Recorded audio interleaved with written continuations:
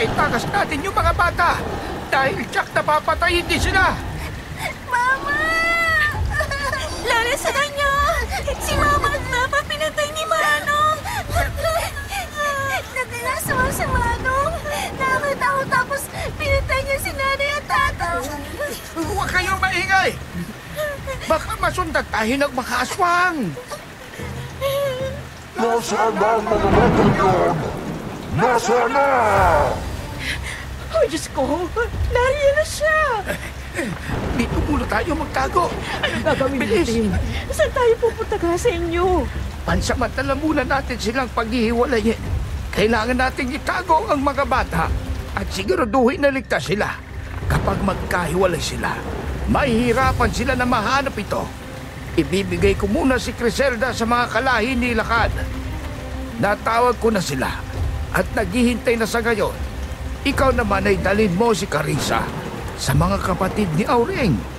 Naghihintay na rin sila sa highway. Sige ho. Nandiyan na siya. O kaya't umalis ka na. Bilisan mo. Takbo! Griselda! Aling Susan! Si Griselda naiwan! Pasensya ka na, Carissa. Kailangan namin gawin to para sa inyo rin ito. Ibalik ninyo sa akin ang mga anak ni Lakad at Aureng! Lola Senyo! Si Carissa po, nawawala siya! Carissa!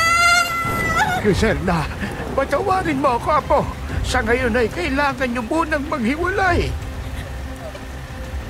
May mangyayaring trahedya. Mabubura ang alaala ni Carissa. Isang aksidente. Maraming dugo. Maraming namatay. Ha? Ano? Carissa!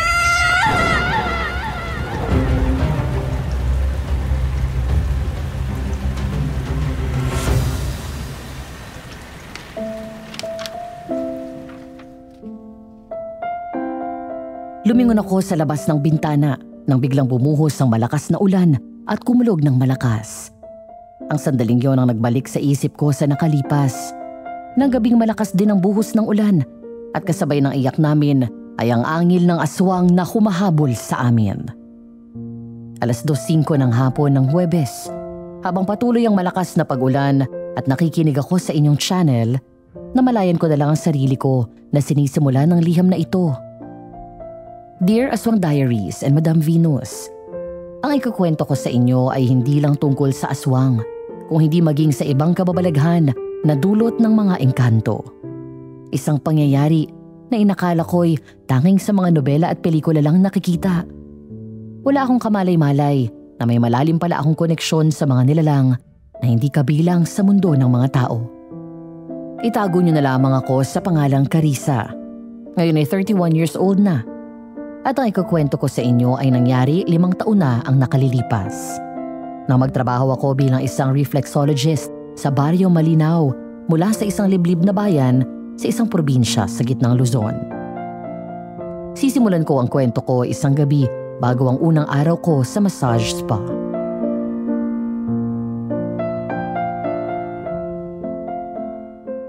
Oy, Mami! Ready ka na ba para bukas? Oo, nakahanda ng gamit ko. Basta galingan mo, ha? Huwag kang mag-alala. Mabait naman yun si boss. Sayang lang, bukas pa ng umagang uwi niya. Pogi? Ay! Yummy siya, Mama. From head to toe. Palong-palo. Ayos halatang pinagnanasahan mo. Slight. Subong kita sa jowa mo eh. Tulog na nga tayo. Eto naman, di na mabiro. O siya, good night.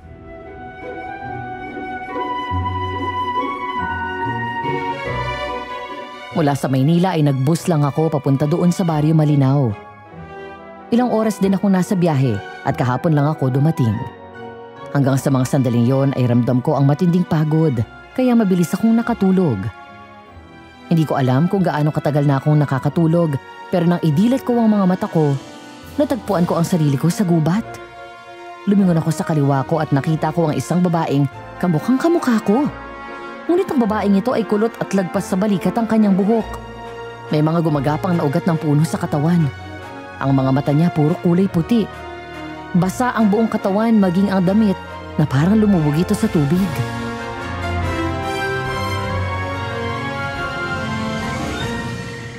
Sa ngalan ng liwanag at dugo, sa ngalan ng tinig ng apoy, tubig, hangin at lupa, isinusumpa kita, anak ng dilim, sa apoy ng puso, sa asin ng lupa, sa dahon na saksi ng buhay, itinataboy kita, itinatakwil kita.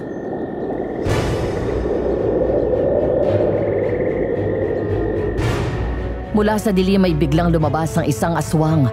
Ang mukha nito ay hindi nalalayo sa tao. Pero dahil sa dilim ng paligid ay hindi ko maaninag ng husto ang kabuuan ng mukha niya. Basta ang nakita ko lang ay matulis ang tenga nito. Nanlilisik ang mapula nitong mata. Mahaba ang buhok na hanggang balikat kumpara sa mga ordinaryong lalaki at matatalas ang kanyang mga ngipin.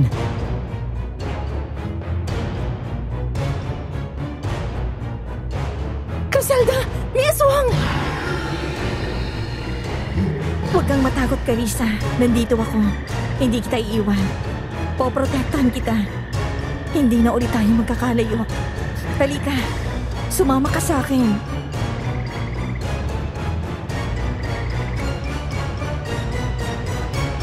Inila ako ni Griselda sa isang puno. Napakataas nito at ang ibabang bahagi ng katawan nito ay tila nahati sa gitna. Pumasok sila dun sa ilalim ng puno kung saan may konting tubig na naipon sa lupa. Nagulat ako nang tumapak doon si Griselda at lumubog siya. Ang konting tubig ay isa palang lagusan papunta sa isang misteryosong lawa. Nagulat ako nang bigla akong hilahin ito at nahulog ako doon. Kumampay ang mga paa at kamay ko. Hindi ako marunong lumangoy kaya tsak na mamamatay ako kapag hindi ako nakaahon agad. Ngunit sa halip na tulungan ako ni Griselda ay mas lalo niya akong hinila pa ilalim sa tubig. Kasunod nito ay narinig ko na lang ang kanyang tinig sa isip ko.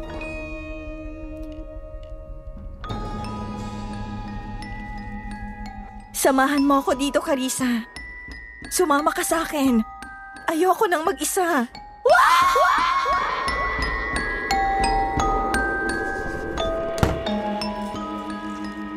Bigla akong bumalikwas ng bangon habang habol ko ang hininga ko. Sabay bukas ng pinto at pasok ni Vince na humahangos na may hawak pang takip ng kaldero at sandok. Baka sa mukha nito ang pag-aalala. Agad itong naupo sa gilid ng kama ko at kumuha ng face towel.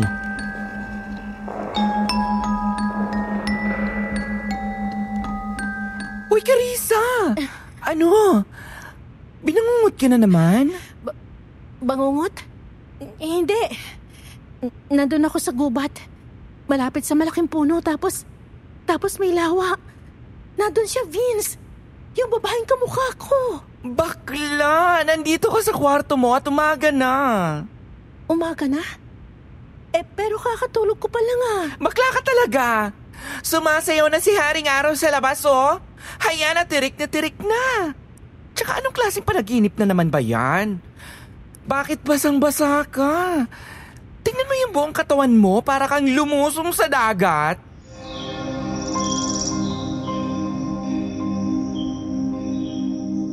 Napalingon ako sa paligid. Doon ko lang napansin na naroon nga ako sa kwarto ko. Nang tumingin ako sa bintana ay maliwanag na. At tama si Vince. Basang-basa ang buong katawan ko mula ulo hanggang paa, maging ang kama ko. Nakaramdam ako ng kakaibang takot.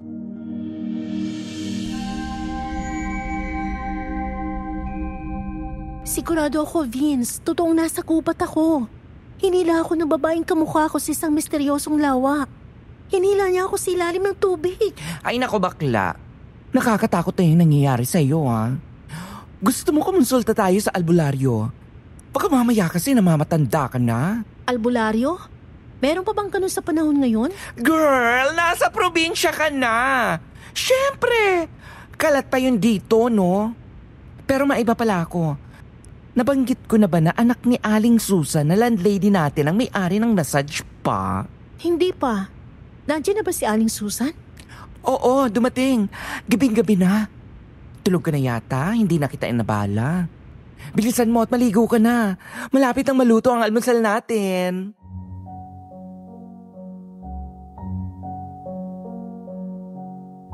9:00 ng umaga nang magbukas ang massage spa. Habang tinuturo sa akin ni Vince ang mga gamit at facilities ng spa, dumating ang boss namin, si Sir Marcus Ledesma. Matipid na umiti siya sa lahat ng staff. Gwapo ito, matangkad at seryoso ang mukha. Maganda ang kanyang mga mata at matangos ang ilong. Mukha rin itong hindi naninigarilyo dahil sa natural na mapula ang labi nito. At sa hindi malaman na dahilan, pakiramdam ko ay kilala ko siya.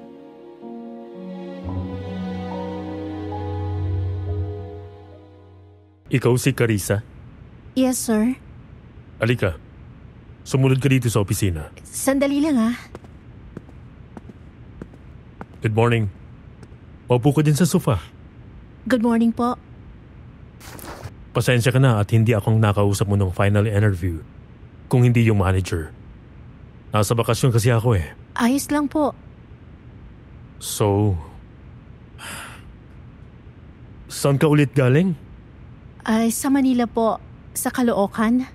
Ang layo naman ng pinanggalingan mo. Paano ka napadpad dito sa Baryo Malinaw? Si Vince po talaga ang taga rito. Inalok niya po ako na baka daw gusto ko lumipat dito sa probinsya at magtrabaho.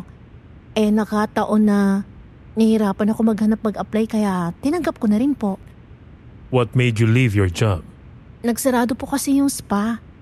Nalugi kasi ninakawan ng manager yung spa kaya yun. Okay. O sige. Pwede mo ba akong bigyan ng sample kung paano ka magmasahe? Po? Ay, sige po. Gusto niyo po bang masahihin ko ang ulo niyo? Sakto. Medyo masakit ang ulo ko. Sige nga. Tumayo ako sa likod ng kinauupuan ni Marcos. Pagkatapos marahan ko ang kiniskis ang mga palad ko habang umuusal ng dasal. Di ko alam kung saan ko natutunan yun. Basta ang sabi sa akin ng mga kamag-anak ko na nagpalaki sa akin, palagi ko na daw ginagawa yon kapag may hinihilot ako. Matapos yun marahan ko ng hinilot ang ulo ni Marcos. Marahan at banayad sa sentido bago ako dumako sa noo at sa likod ng ulo. Sinama ko na rin ang batok at ang magkabilang balikat nito.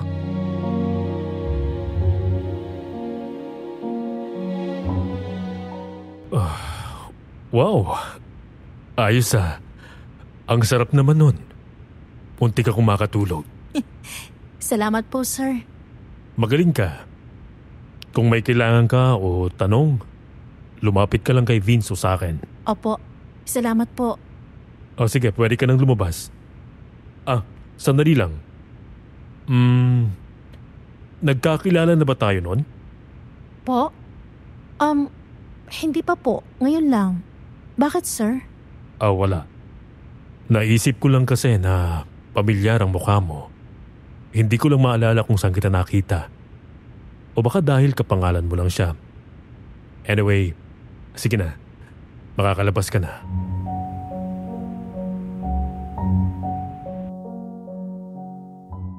Agad naman ako nagkaroon ng unang customer ko sa spa. Gaya ni Marcos ay nakatanggap ako ng papuri. Magaan daw kasi ang kamay ko at mainit ang mga palad ko. Habang minamasahe ko ang mga customer ay nakakatulog sila ng mahimbing. At kapag nagigising ay para daw silang pinaghele sa pagtulog. Lunchtime, matapos ko sa customer ko ay sabay na kaming lumabas ni Vince para bumili ng makakain.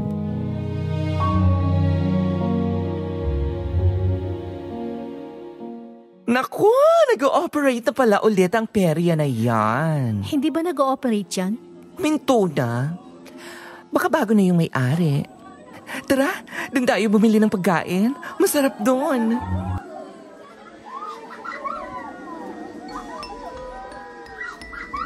Aalisin ko na sana ang tingin ko sa perya nang may mahagip ang gilid ng mata ko.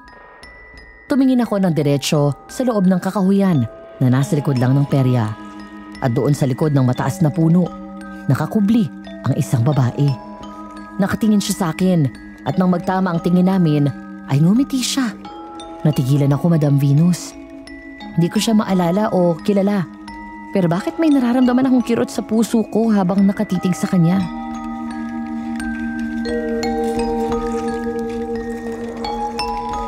Ang babae sa panaginip ko. Carissa. Griselda. Nang makita kong tumayo ang babae at naglakad, Sinundan ko siya ng tingin. Parang may kung anong puwersa na humila sa akin papunta sa babae. Ngumiti siya nang magtago sa isa pang puno at sumilip. Criselda, sandali lang. Nagpatuloy ito sa paglalakad hanggang sa nagsalubong ang mga kilay ko. Nang dumaan ang babae sa likod ng puno pero hindi ito lumabas sa kabila. Parang bula itong naglaho doon hanggang sa mapatingin ako sa gilid ng horror house. May isang lalaki doon ang nakatingin sa akin. May edad na pero mukhang malakas pa ang pangangatawan. Umisi ito sa akin at kumaway pa. Agad naman akong bumawi ng tingin at humabol kay Vince.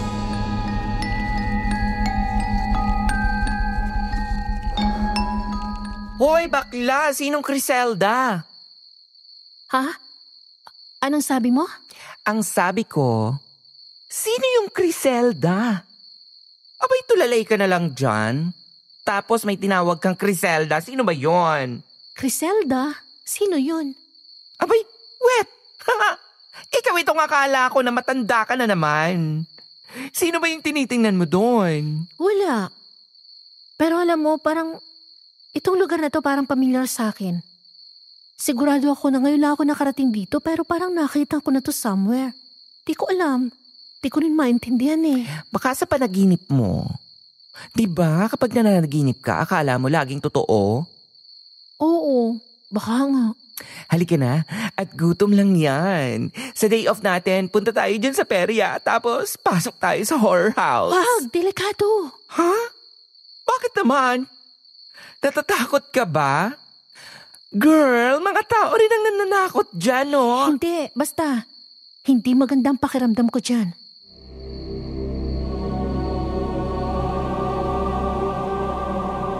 Lumipas ang mga araw at linggo hanggang hindi ko namalayan na 5 buwan na mula nang dumating ako sa Baryo Malinaw.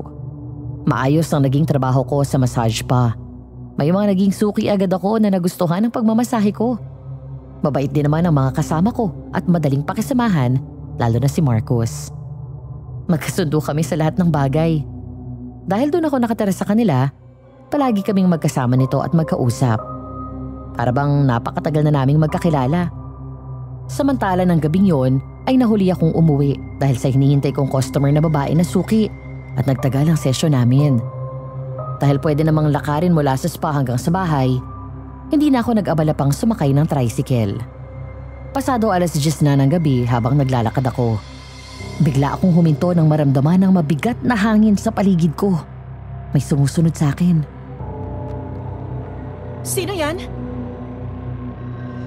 Naghintay ako nang may sasagot, pero tanging mga kuliglig lang ang naririnig ko. Pinagpatuloy ko ang paglalakad hanggang marinig ko na lang na may mga yabag na sumusunod sa akin. Bigla akong nakaramdam ng matinding takot. Pinagpawisan ako ng malamig. Binilisan ko ang bawat hakbang ko kasunod ng isang pamilyar na angil na minsan ko nang narinig sa panaginip ko. Sa wakas, natagpuan rin kita! Sino yan? Mabilis akong lumingon matapos marinig ang nakakatakot na boses na yun. Ngunit tanging ang madilim na daan lang at ang talahiban sa magkabilang gilid ng kalsada ang nakita ko. Dahil doon ay mas lalo akong natakot. Ang mabilis na lakad ay naging takbo. Kasabay nito ay narinig ko ang mabilis din na mga yabag. Sumusunod sa akin. Tumatakbo kagaya ko.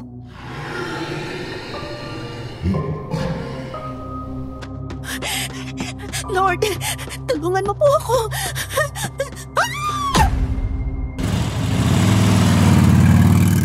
Bigla akong huminto nang makita ang isang motor na parating at nasilaw ako ng headlight nito. Pagkatapos ay agad akong lumingon ulit sa likod nang makita ko na gumagalaw ang mga matataas na damo. Tabang ako ng hinala. May sumusunod sa akin dahil ang galaw ng mga talahib na yon ay palayo. Carissa? Sir Marcos! Mabuti na lang hindi ka na paano. Pupunta na dapat kita eh. Nag-aalala na si Mama at Glenn sa'yo dahil wala ka pa. Kasi po sir, yung customer natin kulang na lang pati kuyukot ng pati pamasahe. Halika na, sumakay ka na at umuwi na tayo. Naku sir, salamat po. Nakakaya naman nag-abala pa kayo. Wala yon. Mabuti na to kaysa mapahama ka. Sakay na. Sige po. Nasaan na pala yung kasama mo? Po? Yung kasama mong babae. Yung nakasunod sa'yo. Nasaan na siya? Saan siya umuwi? Wala pa akong kasama, sir. Mag-isa lang ako. Ha? Paano nangyari yun? Kitang-kita ko nasa likod mo siya. Hayaan mo na nga. Halika, sakay na at umuwi na tayo. Kinabukasan, habang nasa spa kami at naghihintay ng customer, nakuha ang atensyon namin ng mga taong nagkakagulo sa kabilang gilid ng kalsada. Nagkukumpulan ng mga ito habang nakatingin sa direksyon papunta sa gubat.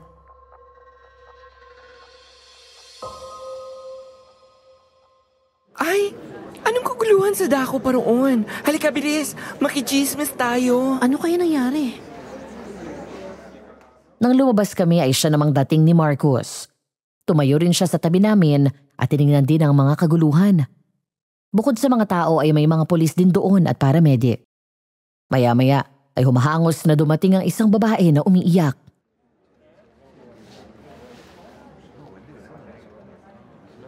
May namatay ba? May nakitang bangkay ng lalaki dun sa gubat, malapit dun sa misteryosong puno. Diyak nang ikimatay niya dahil sa lunod. Lunod? Wala namang ilog na malapit dito ah. Nandun pa sa kabila. Ay, nandito na palang poging jojowain ko. Pero yes, nalunod daw siya. Ewan ko ba kung bakit may mga pumapasok pa rin dyan sa gubat na yan eh. Ilan na yung nakikitang patay dyan at sinasabing nalunod daw? Napaka-haunted naman kasi ng gubat na yun.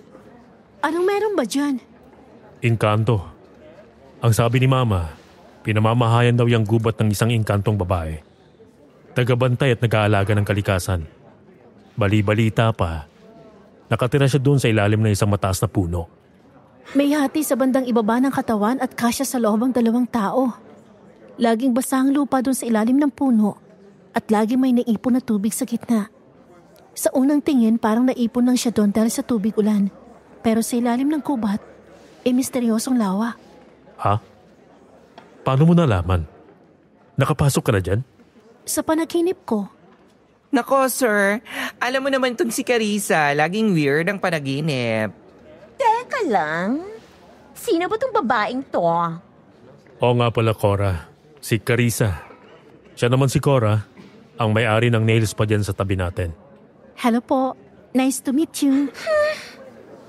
Hindi ka maganda. Mukha kang ordinaryo. Excuse me? Hi, Papa M. How's your day? Kung hindi siya maganda sa lagay na yan, ano ka, latak? Mas maganda ako. Maganda ako. Hindi halata. Mukha kang kuhol. Hoy! Hindi ako mukhang kuhol.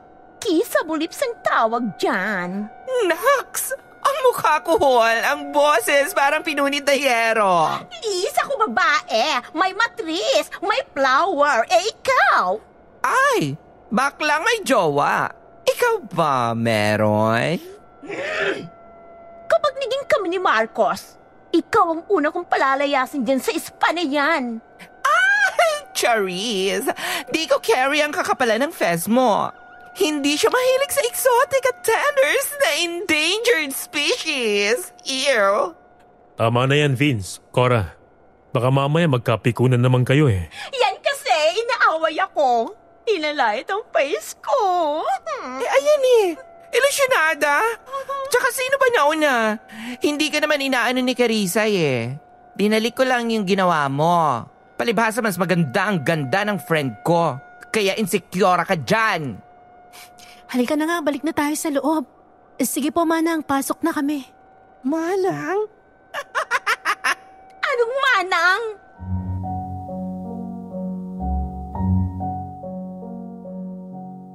Isang gabi bandang mag-aalas 12. Dapat ay tulog na ako pero hindi ako dalawin ng antok. Kaya naman mula sa kwarto ay bumaba ako sa kusina. Di ko pala nabanggit, Madam Venus. Nakatira kami sa bahay ni Aling Susan na nanay ni Marcos.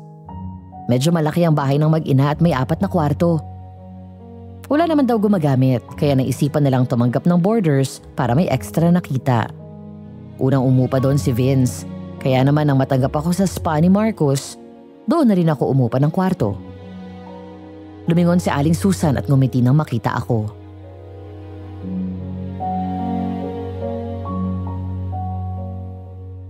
Hindi ka rin makatulog. Opo. Gusto mo ng gatas? Ay, hindi po, salamat. Di ako umiinom ng gatas eh. Parehong-pareho kayo ng batang inalagaan ko noon. Inaanak ko. Best friend ko yung nanay niya. Hindi rin siya umiinom ng gatas. Silang dalawa ng kambal niya. Ewan ko po ba? Basta ang naalala ko lang, ayoko sa gatas sa simulat sa pulpa. Pasensya ka na nga pala. Dahil nung dumating ka ay tiyempo na nasa bakasyon ng anak ko. At ako naman ay nagpunta sa kapatid ko at dinalaw ko. Naku, wala po yun. Pinaliwanag naman ni Vince sa akin. Tagasan ka nga ulit? Sa Caloocan po. Mabuti at pinayagan ka ng pamilya mo na dito magtrabaho. Ang layo dito sa amin. Ulila na po ako eh. Yung mga nagpalaki sa akin na kamag-anak ko, hinayaan na po ako mula na mag-graduate ako ng high school. Ganun ba? Anong ikinamatay ng mga magulang mo? Kung ayos lang na pag-usapan natin. Di ko po alam eh. Hindi mo alam? Anong ibig mong sabihin? Ang totoo, Aling Susan, wala po ako maalala nung kabataan ko. Ang naalala ko lang mula 10 years old ako na nagising ako sa ospital. Na-aksidente daw ako habang paluwas ng Maynila. Nung buhay pa si Lola, yun unang nag-alaga sa akin, wag ko na daw alamin, sabi niya. Ganun ba? Kung ganun, totoo yung kinukwento ni Vince na may mga bagay na nangyayari sa'yo na hindi mo maipaliwanag? Opo. Gaya po ng panaginip ko dun sa babaeng kamukhang-kamukha ko. Lagi kaming nasa gubat tapos tinatawag ko siyang Criselda. Ha? Ay, Diyos ko. Tapos yung mga panaginip ko po palaging akala mo totoo. Na naginip ako na nalunod ako sa isang lawa. Pagising ko basang-basa ako. Carissa, maaari ba kitang mayakap? Po? Sige po.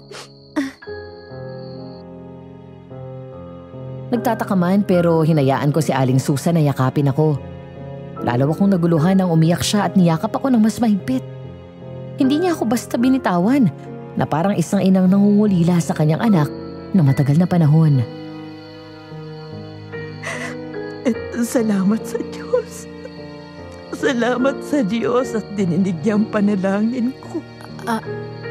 Aling Susan, ayos lang po ba kayo? Oo. Pasensya ka na. Nadala ako ng damdamin mo. Kamukha mo kasi yung inaanak ko eh. Hindi ko na rin alam kung anong nangyari sa batang yon. Sige na at mauuna na ako sa taas. Sige po. Nagtataka na sinundan ko ng tingin si Aling Susan. Bigla itong nagmamadali sa pag-akyat habang panay ang lingon sa akin. Maging ang gatas nito ay hindi inubos. Kaya nilagay ko na lang yun sa ref. Habang nagpapalaman ako ng chicken spread sa tinapay, bumaba naman si Marcos. Nakasuot lang ito ng shorts at tank top. Kaya labas at humihiyaw ang bicep nito.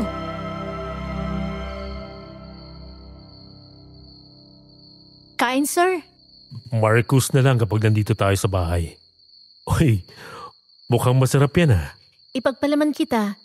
Akong gumawa nito kanina. Nag-crave kasi ako ng chicken sandwich eh. Tikman mo. Ang sarap naman ito. Salamat. Nga pala, may boyfriend ka na? Wala eh. 2 years na mula nung maghiwalay kami ng ex ko. Bakit po? Nakita ka ng isa sa tropa ko. Gustong makipagkilala sa'yo. Ganun ba? Okay lang naman magpakilala. Hindi ko pinayagan, sabi ko. Huwag niyang abalahin ang mga tauhan ko. Mais pa din ang pamilya nila sa kabilang bayan. Baka mamaya, ipirate ka eh. Mas gusto ko sa yung spa. Mababait ang mga tao tsaka malapit dun sa gubat. Yung sinasabi na may engkanto? Huwag mo nang balakin na pumasok doon, ikaw rin. Alam mo ba na may mga pumapasok dyan na minsan hindi na nakakalabas ng buhay o kaya naman nawawala at hindi na nakikita. Hindi ko alam kung anong meron dun sa gubat na yon. Parang pamilyar siya sa akin eh. Feeling ko nakapunta na ako dun. Huwag na. Baka kung ano pang mangyari sa'yo doon. Naku, yung halaman. Malapit nang mamatay. Si mama kasi nakakalimutan diligan eh. Alam mo bang pati sa mga halaman may healing powers ang kamay ko? Talaga?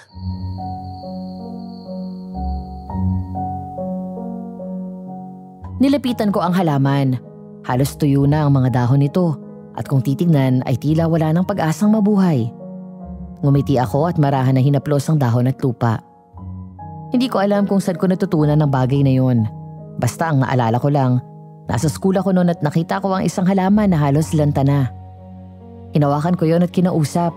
Tapos kinabukasan ay nakita ko na lang na nabuhay siya.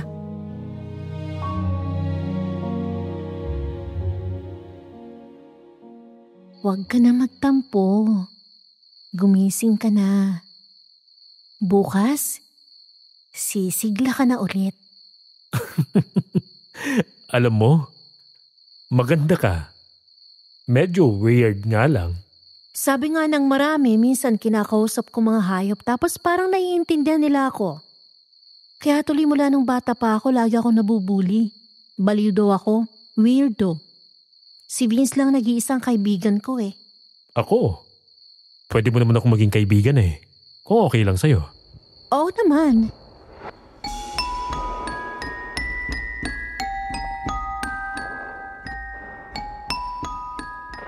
Muli ko naman natagpuan ang sarili ko sa loob ng gubat na yun. Naglalakad habang naririnig ko ang ingay ng mga hayop kahit nasa kalagitnaan na ng gabi. Humuhuni na parang nagbibigay babala.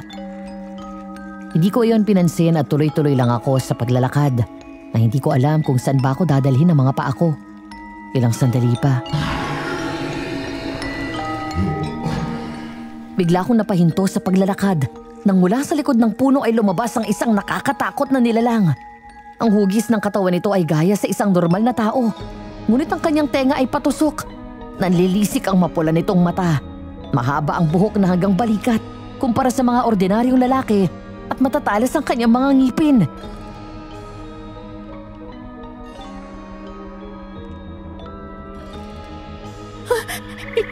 Ikaw, ang aswang sa panaginip ko.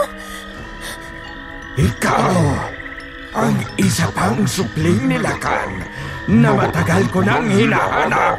Wala ko naiintindihan sa mga sinasabi mo. Kung ganon, ipapaintindi ko sa'yo. Umpisa natin sa pagpira-piraso ko ng katawan mo. Pagkatapos ay kakainin ko ang lamang loob mo.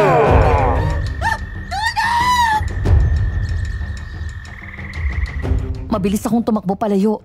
Pero kahit anong takbo ko ay parang hindi ako nakakalabas ng gubat na yun. Hanggang sa tuluyan akong abutan ng aswang. Mula sa likod ay tinalunan niya ako, dahilan para madapa ako. Sinakyan niya ako sa likod at diniin ang mukha ko sa lupa. Nanindig ang mga balahibo ko sa buong katawan dahil sa takot nang bumulong siya sa tenga ko. Ipapaalala ko sa iyong nakaraan mo, Carissa. Ikaw na anak ng isang mortal at engkanto. Ang nanay mong nakiapid at niloko ang tatay mo.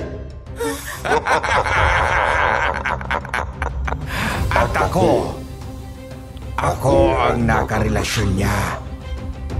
Nakalimutan mo na ba? Hindi ba't ikaw ang may kasalanan kung bakit nasira ang pamilya mo? Nahuli mo kami ng nanay mo sa likod ng bahay ninyo na naghahalikan, di ba? Tapos sinumbong mo sa tatay mo.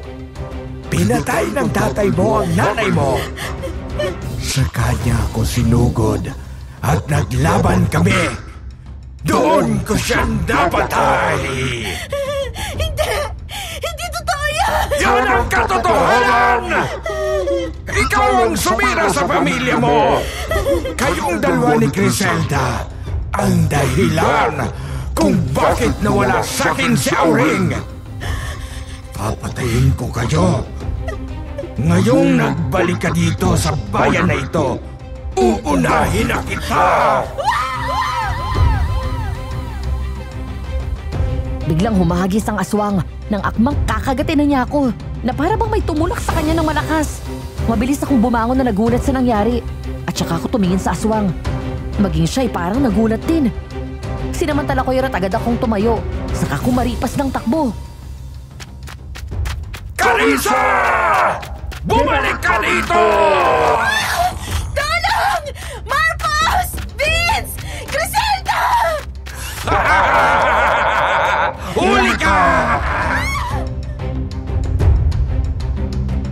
Nahablot ako ng aswang sa batok at hinila palapit. Pagkatapos isinakay niya ako ng mahigpit bago malakas na binalya ang katawan ko sa puno. Halos mapugto ang hininga ko sa higpit ng pagkakasakal niya sa akin. Sa sobrang higpit, bumaon ang kuko nito sa leeg ko. Wala akong nagawa ng mga sandaling yon kundi ang umiyak at matakot. Nangihina na ako at tila anumang oras ay mawawalan ako ng malay. Papatayin kita! Ikaw ang dahilan kung bakit nawala sa akin si Auring! Ikaw! Bitawan mo siya! Humanap ka ng katapat mo, Lirio! Ako ang harapin mo! Bitawan mo ko! Ayun na naman siya, Madam Venus. Ang babaeng kamukha ko. Hinawakan niya sa braso ang aswang at parang baliwala na pinilipit yon. Doon pa lang niya ako nabitawan. Hinang-hina na bumagsak ako sa lupa habang habol ko ang paghinga ko. Hindi ito ang mundo mo. Kaya hindi ka maaari maghari-harian dito. Kapag hindi mo binitawan ang kapatid ko, papatayin kita! Ngayong magkasama na kayo, mas madali na sa akin ang patayin kayong dalawa! Subukan mo kung kaya mo! Wag na wag mo kong minamaliit, Griselda! Hinahayaan kitang mabuhay dahil naghihintay lang ako ng tamang pagkakataon. Pero hindi ibig sabihin ay pinalagpas na kita!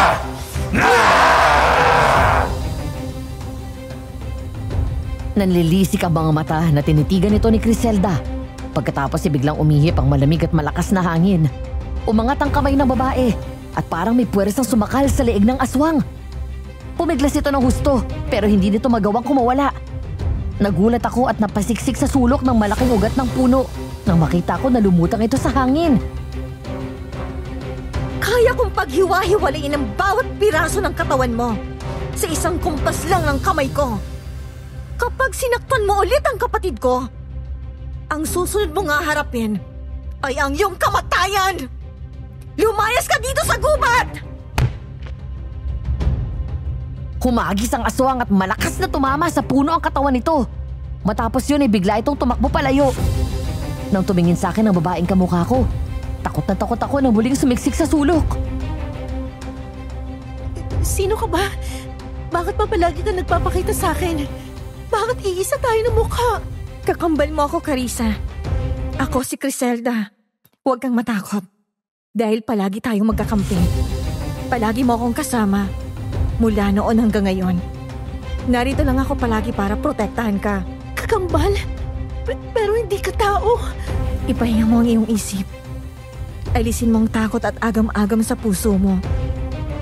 Malapit nang masagot lahat ng katanungan mo. Kapag nagising ka, magaling ang sugat mo. Dinampi ni Griselda ang palad nito sa sugat ko sa leeg. Pagkatapos ay unti-unting bumigat ang talukap ng mga mata ko hanggang sa tuluyan akong nakatulog. Ilang sandali pa, naalimpungatan ako dahil sa malakas na boses ni Marcos, Vince at Aling Susan at pagyugyog ng mga ito sa katawan ko at sunod-sunod na tapik sa pisngi ko.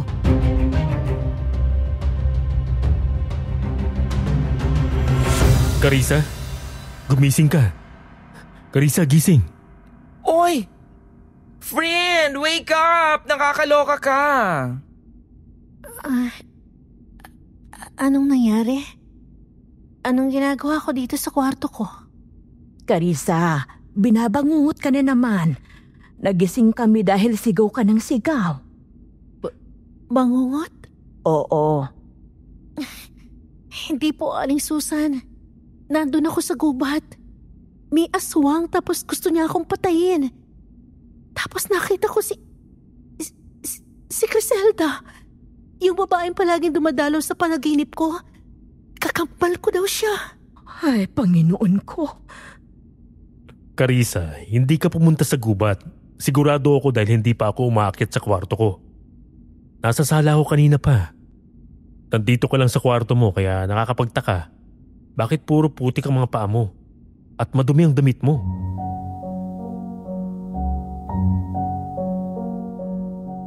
Bigla akong bumangon dahil sa sinabi ni Marcus. Tama siya. May putik nga ang mga paa ko at marumi din ang damit ko. Bigla akong nalito sa mga nangyayari. Naiyak ako sa takot. Litong-lito na ako sa mga nangyayari sa akin.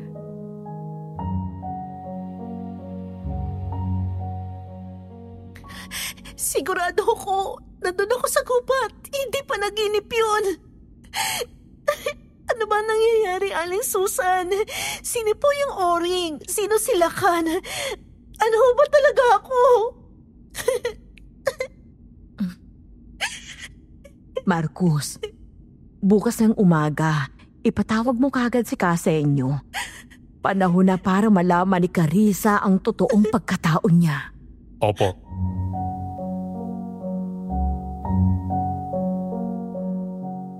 Kinaumagahan, bigo kaming makausap ang sinabing Kasenyo ni Aling Susan. Nagkataon na wala daw ito sa bahay at umakyat daw ng bundok para magdasal. Kaya pakiramdam ko ay para akong nakalutang sa ere. Ayaw naman sabihin ni Aling Susan ang nalalaman niya na wala yung matanda. Kaya hanggang sa pagpasok ko sa spa ay madalas akong tulala. Hoy! Hay nako! Tulalor na naman ang aking bestie. Sorry. Mabuti na lang at wala pa tayong customer. Iniisip mo pa rin ba yon? Di ko maiwasan eh. Ang dami pa rin kasing tanong sa isip ko. Ang mabuti pa para ma-relax ka naman. Sa day off mo, punta tayo dyan sa perya. Oh! Date daw kayo! Uy, ikaw talaga. Niyaya lang sa perya, date agad. Nakakaya naman kay sir. O bakit? Anong masama? Binata siya, dalaga ka. Pogi siya, maganda ka. O, pak! Perfect! I don't mind. O, I don't mind daw. Aarte ka pa?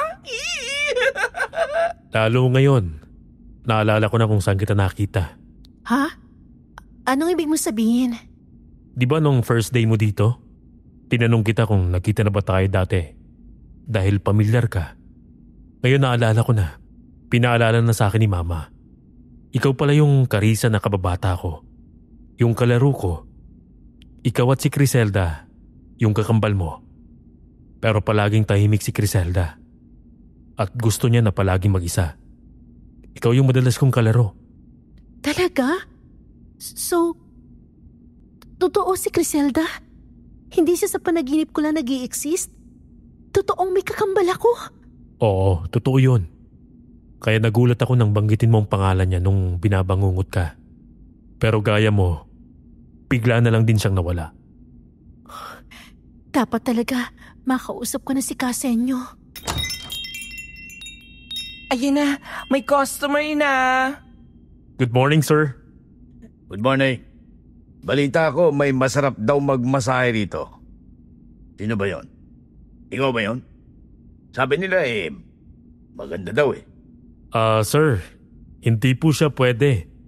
Kapag po lalaking customer, lalaki din po magmamasahe sa inyo. Hindi. Ayaw ko ng iba eh. Gusto ko siya. Sir Marcos, di bali po, ako na lang. Ako na pong bahala. Huwag po kayong mag-alala. Sige sir, dito po tayo.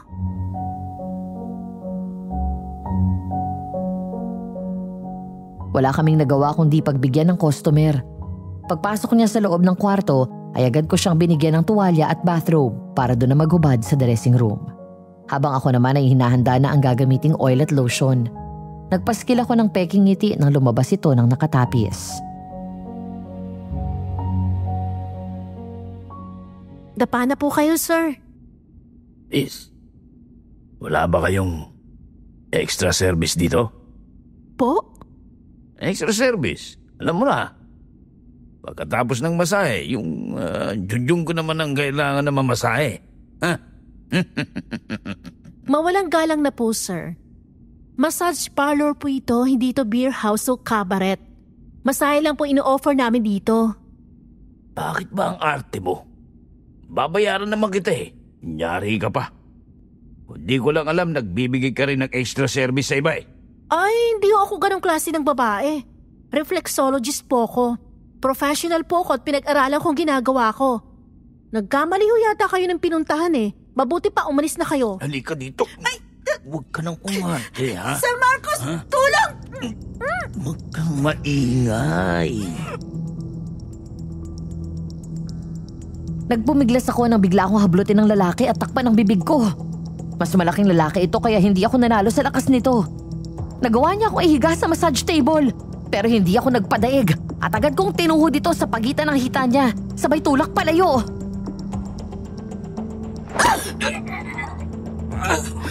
Nyakis! Takot na takot akong tumakbo palabas habang umiiyak. Gulat na gulat naman ang mga nagsilingunan sa akin ng mga kasama ko. Habang si Marcos ay nagmamadaling lumapit sa akin na baka sa mukha ang pag-aalala. Anong nangyari sa'yo? Yung lalaki, sir, pinagtangka niya akong pagsamantalahan. Inaalok niya ako ng extra service. Sabi ko hindi tayo gumagawa ng gano'n tapos pinersa niya ako. Gago yun ah. Vince, dito ka lang kay Carissa. Guard, halika dito, bilis. Ako, sir. Galit na sumugod si Marcos. Pero bago pa ito makapasok sa kwarto, bigla nang lumabas doon ang lalaki. Hindi maayos ang suot na t-shirt nito at ang pantalon ay hindi pa nakakabit ang sinturon. Nang makita ito ni Marcos, ay agad niyang inundayan ang suntok ng lalaki. Pagkatapos ay sinunggabay nito sa damit at malakas na tinulak sa pader. Habang ang guard naman ay tinutukan ito ng baril. Ayop ka! Manyak! Ang lakas ng loob mong pumasok dito para lang bastusin ang tao ko? Ha? Wala akong kasalanan, ha? Siya ang nabigay ng motibo sa akin. Gusto nga niya na magubad na sa harap ko eh. Ang kapal na mukha mo! Sinungaling! Ay, Tess! Saang universe ka kumuha ng kakapalan ng Fez? Sa tsaka mong yan? Ay, no! No, mama! No, papa! Walay ka sa level ng alaga kong Diyosa! Manyak! Tumawag kayo ng pulis.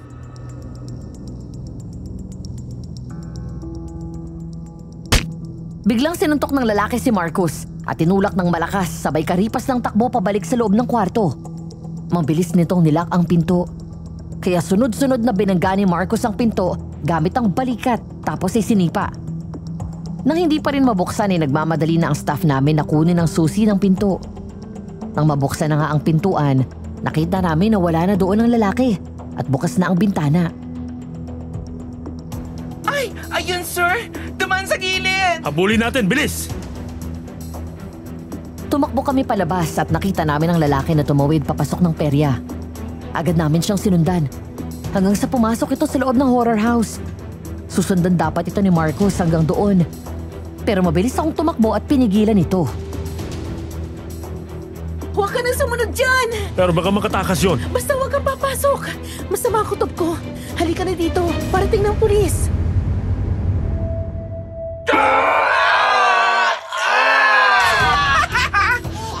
Loko! Takot ka pala sa horror house eh. Huwag kayong umalis dyan para hindi siya makalabas. Bantayan nyo pati yung likod. Hindi lang si Vince ang natawa, maging ang mga kasama namin. Pero ako, ibang kilabot ang naramdaman ko. Ang angil na yun ay parang hindi peke at ang sigaw ng lalaki, parang totoong natakot. Mas lalo kong kinabahan nang biglang tumahimik sa loob ng horror house. Naghintay kami ng ilang sandali pa. Maya-maya ay may lumabas na isang may edad na lalaki. Maayos ang damit nito. Nakasuot ng itim na slacks, green na polo shirt at nakasapatos.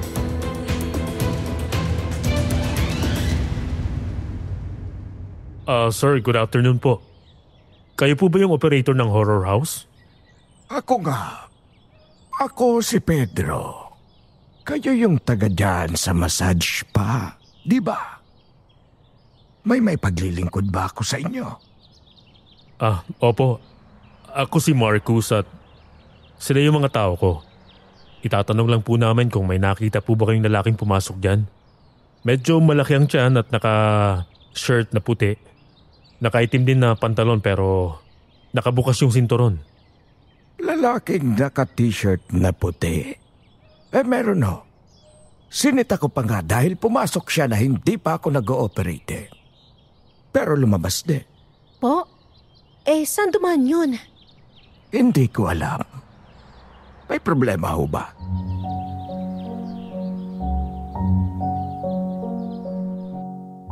Umagos ang mga luha ko habang unti-unting bumabalik sa isip ko ang nakaraan. Ngayong nakita ko na sa wakas ang larawan ng buong pamilya ko. Parang hinintay lang ng panahon na makita ko ang mga larawan na yun bago bumalik lahat ng mga alaalang nawala dahil sa aksidenteng yun.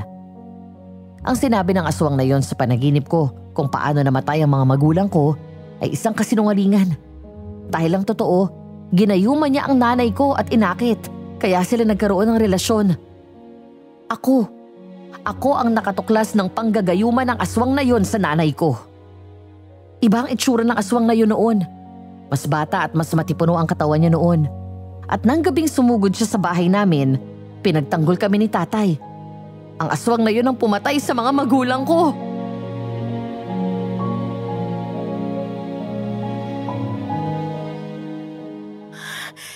Naalala ko na po. Ninang Susan. Kayo ni Lolo sa inyo nagkakasama ni Caselda. Tama, anak. Ganun nga ang nangyari. Nung kinuha ko ng mga kapatid ni nanay, ang naalala ko lang, iyak ako na iyak sa sasakyan. Tapos, hindi pa kami nakakalayo nang may bumangga sa sinasakyan namin na isang truck. At nung magising ako sa ospital, wala na akong maalala pa. Pero, bakit yung kami pinaghiwalay ni Caselda? Dahil alam kong mahihirapan si Lirio na patayin kayo kapag magkahiwalay kayong dalawa. Gusto niyang ubusin ang pamilya ni Aureng. Galit na galit siya dahil hindi natuloy ang kanyang plano na kunin ito at dalhin sa mundo niya. Si Lirio ay isang kalahating aswang at kalahating engkanto. At bilang engkanto, nagagawa niyang makapasok sa panaginip mo at sinubukan na lasunin ang isip mo. Kung gano'n, totoo nga na naroon ako sa kubot ng gabing yun. Humiwalay ang kaluluwa ko, taglakbay doon. Tama. Bilang may dugong engkanto, alam ko na ikaw mismo ang makakasagot ng misteryong nangyayari sa iyo. Engkanto? Isa akong engkanto? Si Lakan, ang iyong ama, ay isang engkanto na umibig sa iyong ina. Matapos nilang magpakasal ay nanirahan na siya dito sa baryo natin. Lalo na nang mabuntis si Aureng at ipinanganak kayo. Siya noon ang nagbantay ng kagubatan at ang nanay mo ay isang ordinaryong tao. Kaya pala. Kaya minsan pakiramdam ko naiiba ako. Si Caselda, saan niyo siya dinala? Pinagkatiwala ko siya sa mga kalahi ng tatay mo. Sila ang nagpalaki at nag-alaga sa kanya. Habang lumalaki kayo, napansin na ng nanay at tatay niyong pagkakaiba niyo. Mas lumabas ang dugong engkanto kay Crisilda. Yun ang dahilan kaya madalas siyang nag-iisa. Palagi siyang nakikipag-usap sa mga espiritu, sa hangin at sa kalikasan. Ikaw naman, mas lumabas sa iyo ang dugo ng isang mortal. Nasaan na si Caselda? Gusto ko siyang makita.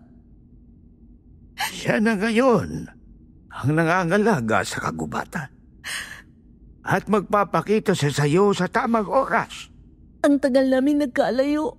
Nakalimutan ko siya. Malaki kasalanan ko sa kanya. Iya, wag kang mag-alala. Naiintindihan niya yon. Mula noon ay minabantay ang kanya. At naghihintay siya sa pagbabalik mo dito. At totoo nga, ang Panginoon mismo ang nagbalik sa iyo sa bayan na ito. Salamat po sa pag-aalaga niyo kay Criselda ng mga panahon na wala pa ako dito. Ginagawa ko lamang ang mahigpit na bilin ni Lakan. Nangako ako sa iyong ama na hindi ko kayo pababayaan at ituturing ko kayo na parang mga tunay kong apo. Pero mag-iingat kayo dahil kay Lirio. Mula nagdumating ka sa bayan na ito, ay nakabantay na siya sa iyo.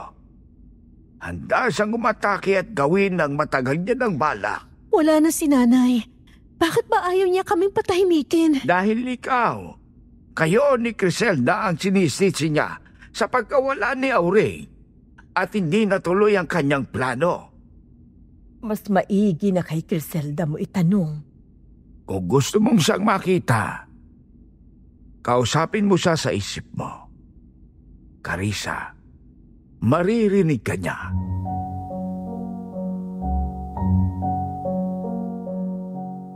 Matapos ang mga nalaman ko, dahil day off ko ng araw na yon, niyaya ko ni Marcos na lumabas.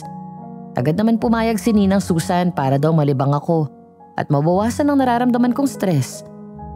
Sakay ng kanyang kotse ay dinala niya ako sa isang restaurant at kumain kami. Pagkatapos ay nagpunta kami ng arcade at naglaro ng mga games. Nang magsawa naman kami, nanood kami ng sine. Sa buong sandali na magkasama kami, alagang-alaga ako ni Marcos.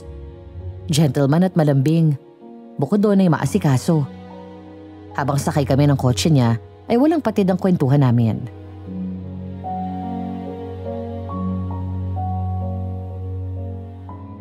Nag-enjoy ka ba sa date natin? Date? Date pala yun? Oo, ano pa ba? Ayaw mo ba? Hindi gusto. Pero hindi mo naman kasi ako nasabihan na date pala yun. Ang sarap pala sa feeling na makadate mo yung first crush at first love ko. Hindi nga. Baka naman binobola mo ko. Hindi Totoo yun kahit itanong mo kay mama. Nung bigla kayong nawala, iyak ako lang iyak sa kanya. Hinahanap kita. Talaga?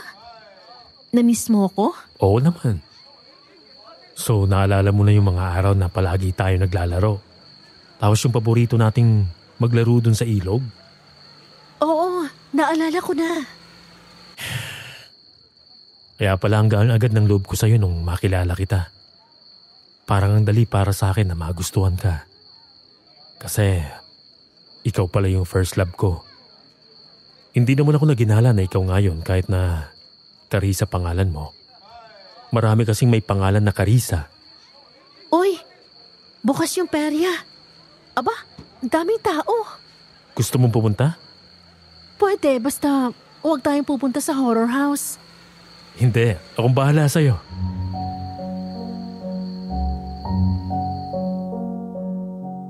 Pumarada sa tabi ng kalsada si Marcos at pumasok kami sa loob ng perya. Ngumiti ako sa kanya nang hawakan niya ang kamay ko. Pagkatapos ay dumiretso kami sa Ferris wheel. Kumaway pa kaming dalawa nang makita namin si Mang Pedro, ang operator ng peryahan. Pagsakay namin doon ay agad umandar yon at kumapit ako sa braso niya at sinandal ang ulo ko sa balikat ni Marcos.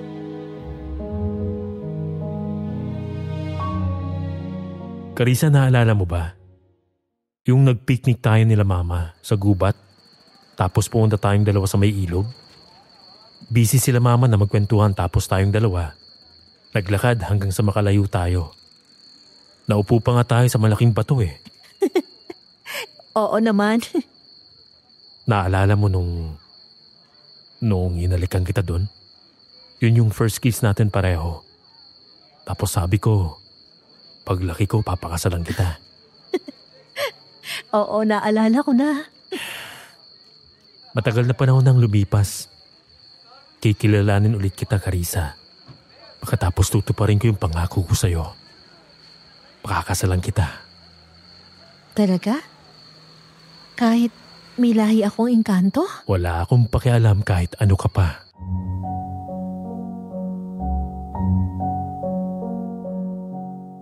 Hindi ko napaghandaan ang sumunod na nangyari, Madam Venus. Bigla akong hinalikan sa labi ni Marcos. Matagal. At hindi ako nag-abala na itulak siya palayo. Makalipas ng ilang sandali, ay hinawakan niya ako sa kamay at ngumiti kami sa isa't isa.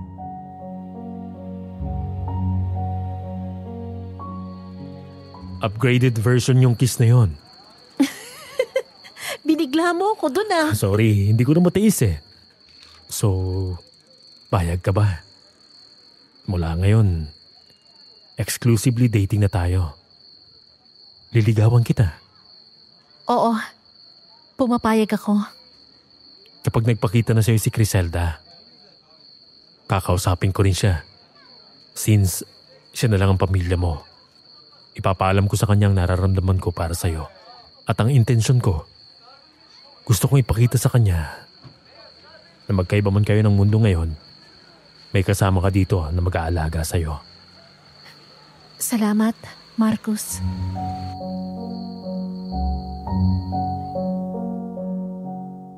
Dahil sa date namin ni Marcos ay panandalian kong nakalimutan ang mga kababalaghang nangyayari sa akin at ang banta ng aswang sa buhay ko.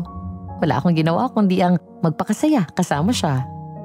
Napagkwentuhan namin ni Marcos ang masasayang sandali noong kasama ko pa ang mga magulang ko at si Criselda. Tsak matutuwa si Mama kapag naalaman niya na nagkakamabutihan na tayo. Kapag lumuwas ako ng Maynila sa susunod, isasama kita para doon tayo mag-date. Sige ba? Namimiss ko na rin yung ingay ng Maynila tsaka yung malalaking malls doon. Eh nga pala, kailan mo nalaman na ako yung karisang kababata mo? Kay Mama.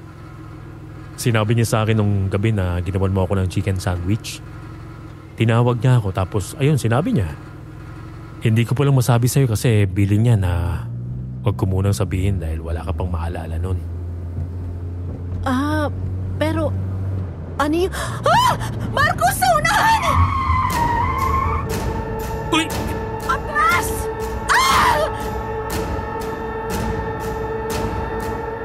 Agad akong sinunod ni Marcos at inatras ang kotse. Dahil sa unahan namin ay walang iba kundi ang aswang. Sa pagkakataong ito ay hindi na yon isang panaginip. Totoo na ang lahat ng nangyayari at kasalukuyan niya kaming hinahabol. Takot na takot akong kumapit habang mabilis ang pag-atras ni Marcos. Hanggang sa bigla itong huminto, sabay tapak ng mariin sa accelerator. Napasigaw ako nang salubungin ito ng aswang at sinubukang banggain ang kotse. Pero nagulat kami nang bigla itong tumalon at sumampas sa hood ng sasakyan at tumalon sa bubong. Marcos! Marcos, ano gagawin natin? Basta kumapit ka na mabuti. Halika dito, babae. Dahil sasama ka sa akin! Iwan mo ako! Carissa! Nang basagin ng aswang ang salamin ng bintana sa gilid ko, ay agad ako nitong hinablot sa braso at pilit na hinihila palabas. Ngunit nanlaban ako. Pilit akong tumayo habang si Marcos naman ay hinihila rin ako. Halos kumandong na ako sa kanya habang nagmamaneho siya. Nang tinukod ko ang isang paa ko sa pinto ng kotse, sabay sipa ng malakas sa aswang ng isa pa. Tigilan mo na ako! Mamatay ka na! Kumapit ka sa akin na mabuti! Sumunod ako at yumakap sa kanya. Bigla na namang nagpreno si Marcos, kaya nakabitaw ang aswang at nahulog. Saka agad iyong pinaandar palayo. Hingal na hingal kami nang sa wakas ay hindi na namin nakita ang aswang. Umalis ako sa kandungan ni Marcos at umupo ng maayos. Okay ka lang? Nasaktan ka ba? Kinagat o nakalmot ka niya? Ayos lang ako.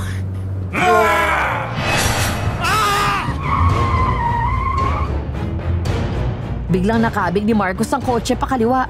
Matapos biglang sumulpot ang mukha ng aswang sa windshield at binasag yon, kaya agad kaming bumangga sa puno. Mabuti na lang at bigla niya akong nayakap at lumabas ang airbag ng kotse nito, kaya ligtas kami at hindi nasugatan ng malala. Nang lumingon kami sa paligid ay nawala na ang aswang. Kinuha ni Marcos ang mahabang tubo sa gilid ng upuan. Bago kami nagmamadaling bumaba at mabilis na tumakbo. Saan Saan ka pupunta, Carissa? Ayan na naman siya! Huwag kang mag-alala. Dahil hindi na kita papatayin. Dahil ikaw ang ipapalit ko sa nanay mo. Kukunin kita at isasama sa mundo ko bilang kabayaran sa pagsira mo sa relasyon namin ni Auring. Magpapakamatay nila ako kesa sumama sa'yo! Hindi ako papayag na makuha mo siya sa akin! Kung ayaw mong magaya kay Lakan, huwag kang makialam! Hinabol kami ng aswang hanggang sa maabutan kami. Agad akong nagtago sa likod ni Marcos nang nagtangka itong hablutin ako at malakas niyang pinalo ng tubo ang mukha ng aswang. Hindi lang isa, kundi 3 beses.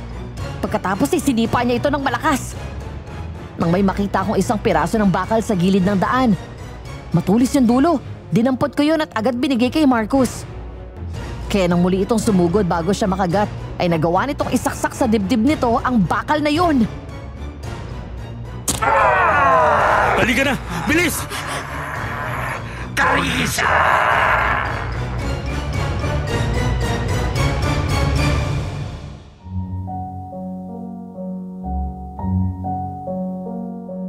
Lumipas na ang mga araw pero hindi ko pa rin nakakalimutan ang naging engkwentro namin ni Marcos sa aswang. Hanggang sa mga sandaling ito ay palaisipan pa rin sa akin ang tungkol sa mga sinabi ng aswang na ako ang ipapalit niya sa nanay ko.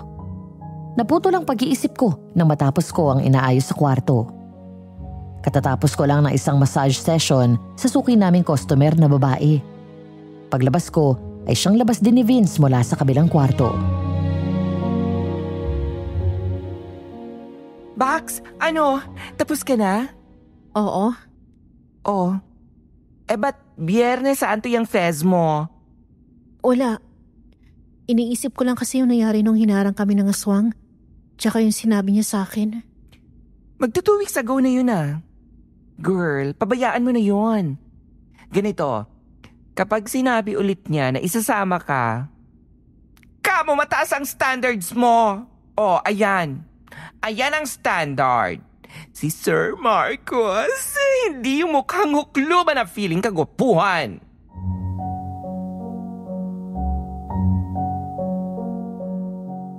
Natawa ako sa sinabi ni Vince, sabay labas ni Marcos mula sa kanyang opisina.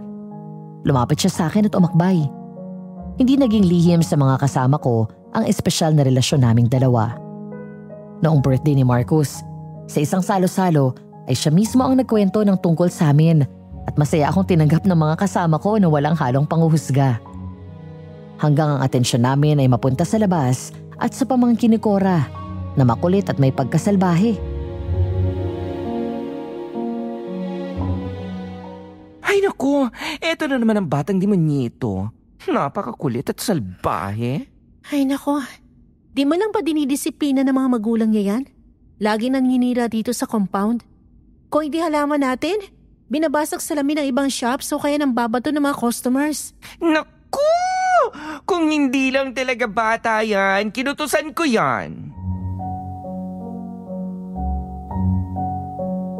Naputol kami sa pag-uusap nang biglang lumapit ang bata sa display naming halaman sa harap at binunot yun. Pikon na pikon si Vince at sumugod palabas ng spa. Sa halip matakot ay tinawanan lang siya ng bata.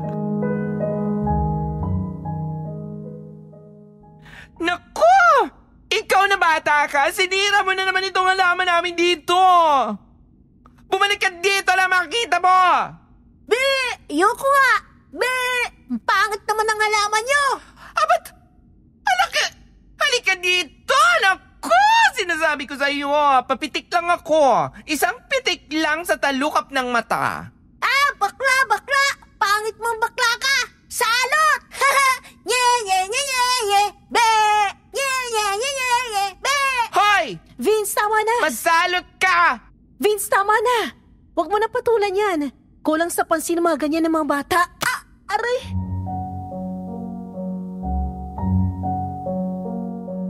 Hindi ko na naituloy ang sinasabi ko nang may tumamang malaking bato sa ulo ko. Napaupo ako dahil sa lakas ng tama nito sa akin. Mabilis akong dinaluhan ni Marcos. At kahit ako'y nakaramdam na ng inis sa bata. Aba, loko tong batang to ah. Tinamaan! Buti nga sa'yo! Halika dito! Hoy! Sinisigawan mo bang pamangkin ko? Oo, at gusto ka din siyang kutusan. Pwede ba? Disiplinahin mo yung batang yan. Nakakaperwisyo na yan eh. Nananakit na. Binato niya si Carissa. Sa halip na mag-sorry, tumawad ng belat pa. Bata yan! Naglalaro yan! Hindi mo dapat pinapatulan! Ay, hindi! Iba ang laro sa perwisyo. Ilang halaman na namin ang sinisira niyan. Vince, tama na yan. Ma'am Cora, pasensya na po pero tama si Vince. Medyo nakakapirwisyo na si Elmer dito sa compound. Ilan na yung nasira niya dito at sa ibang establishment. Hindi lang yun. Mahilig bang bato ng mga tao? Pasensya ka na, Marcos. Nagbibiro lang yan. At saka palagpasin mo na. Babawi na lang ako sa'yo. Punta ka sa bahay. Dinner tayong dalawa. At saka, Cora na lang ang itawag mo sa akin. Diyos ko! Nagfi-feeling 20 anyos ang magsi-50. Hindi na nahiya. Mawalang galang na ho, ma'am ha? Pero yun nga ho ang problema. Lagi niyong pinapabayaan kaya namimihasa. Baka ho pwedeng pagsabihan niyo naman. Dahil kapag naulit to at may nasaktan na naman na isa sa tauhan ko, magrereklamo na ako sa management itong building. Grabe ka na. Hoy, Elmer! Bumalik ka nga dito! Lintik na bata ka! Napalingon kaming lahat nang biglang tumakbo ang bata at tumawid sa kabila saka pumasok sa loob ng perya. Nakita kong pinigilan nito ng gwardya at hinabol pero tumakbo ito papasok. Nakasalubong nito si Mang Pedro pero sinipa siya ni Elmer at tinulak bago pumasok sa loob ng horror house. Nako, talaga namang batang to. Palibhasa 5 puyo. Akala mo pinaglihi sa 10 demonyo.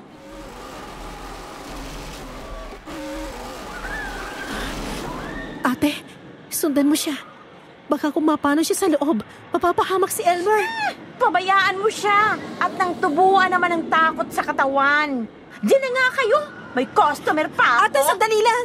Ate, yung bata. Baka kung mapano bata. Anong ibig mong sabihin? May masama akong nararamdaman. Nandun siya. Sino? Yung aswang. Nandun siya sa loob ng horror house. Ha? Carissa, sandali lang. Hintayin mo ako.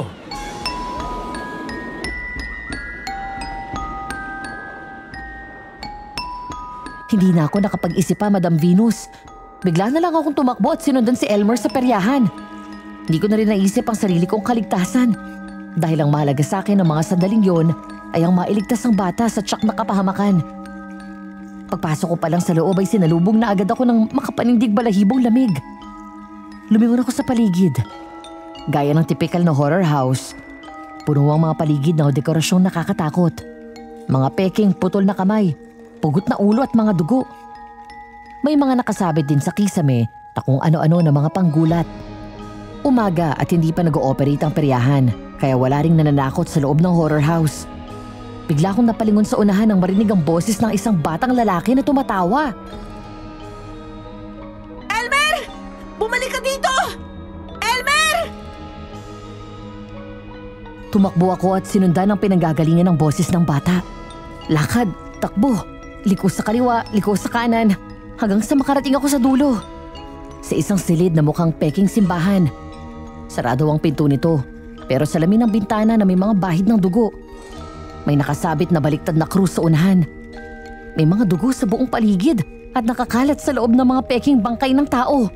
Mga putol na katawan at laman loob. Nang buksan ko ang pinto, bigla kong sinarado yon nang salubungin ako ng nakakasulasok na mabahong amoy. Naduwal ako ng wala sa oras at halos bumaliktad ang sikmura ko.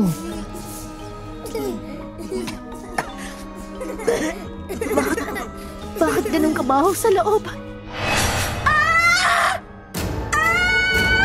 Tulong!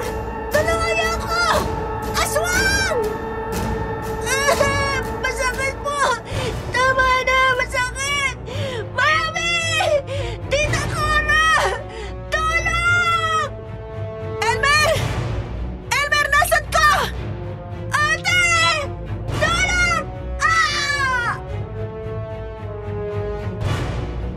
Nang marinig ko sa loob ng kwarto ang boses ni Elmer, tiniis ko ang amoy sa loob at pumasok ako. Nasa kalagitnaan ako ng kwarto nang huminto ako at makita ang isang kahindik-hindik na eksena. Naroon sa isang sulok ang aswang. Karga ang katawan ng wala ng buhay na si Elmer habang kinakain ang bituka nito. Diyos ko! Masarap pa rin ang lamang loob ng isang musmus na bata. Demonyo ka talaga! Pati ang bata, hindi mo pinalagpas! Binagsak nito sa semento ang katawan ni Elmer at dinukot ang iba pang laman loob nito. Saka nginasab yun habang nakatingin sa akin at nakangisi. Dahil sa sobrang shock ko sa nasaksihan ko, para kong pinako sa kinatatayuan ko. Lalo akong hindi nakakilos nang lumingon ako sa paligid at napagtanto ang katotohanan. Dahil ang mga nasa paligid ko ay hindi basta mga pekeng bangkay. Dugo at laman loob na props. Ang mga naroon sa silid na yon ay totoong mga patay na tao. Nakumpirma ko ang hinala ko nang makita ko sa isang sulok ang naaagnas na bangkay ni Mang Lito. Ang lalaking customer sa spa na muntik akong pagsamantalahan. Hindi ko magawang makakilos habang walang tigil sa pag-ahagos ng luha ko. Pero pinilit kong ikinilos sa mga paa ko. Nanginginig akong humakbang paatras, dahan-dahan. Dahil ayaw mong sumama sa akin, mas mabuting tikman ko na lang ang lamang loob mo. Tama-tama, hindi pa ako nakakakain ng taong may lahing engkanto. Takbo!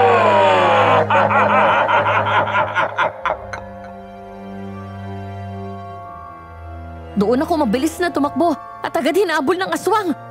Diretso, liko sa kanan, liko sa kaliwa. Hindi ko na maalala kung saan ang daan palabas. Hanggang sa pagliko ko, napunta ako sa isang dead end. Sumiksik ako sa sulok nang dumating ang aswang. Wala ka nang mapupuntahan ngayon. Sa akin ka na, Carissa! Tulungan niyo ako! Marcus!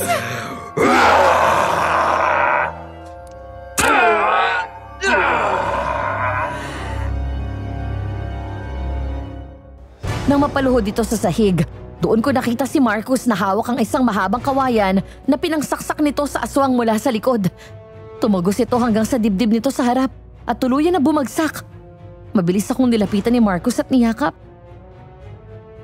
Hindi ako makapasok. May nagkandaro ng pinto sa entrance.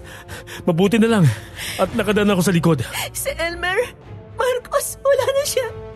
Pinatay siya ng aswang! Ano?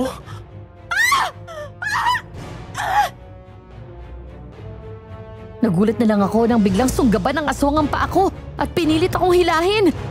Mabilis akong kumapit at yumakap kay Marcus na paulit-ulit na sinipa ang aswang. Mabitawan lang ako. Hanggang sa biglang humangin ng malamig at dumating si Criselda. Criselda! Nasaan yung tao na ito at hindi gaya noong una ko siyang nakita sa panaginip ko. Bakas ang galit sa mukha na hinablot nito sa buhok ang aswang at hinila patayo. Nagawa nitong sakali ng aswang gamit lang ang isang kamay at malakas na binaga ang likod nito sa pader. Sinabihan na kita noon na wag mong sasaktan ang kakambal ko. Dahil sa akin ka mananagot!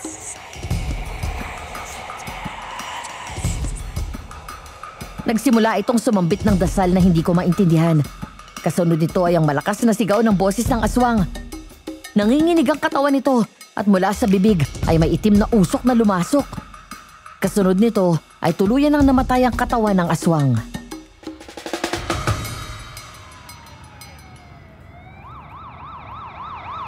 Criselda! Ate! Nakaakbay sa akin si Marcos habang pinapanood namin ng mga pulis na isa-isang nilalabas sa mga labi ng mga pinatay ng aswang. Kasama na doon si Mang Lito at si Elmer. Nakaramdam ako ng awa kay Cora nang halos maglupasay ito matapos ilabas ng mga pulis ang stretcher. Ang pamangkin ko! Anong ginawa ng demonyo na yun sa'yo?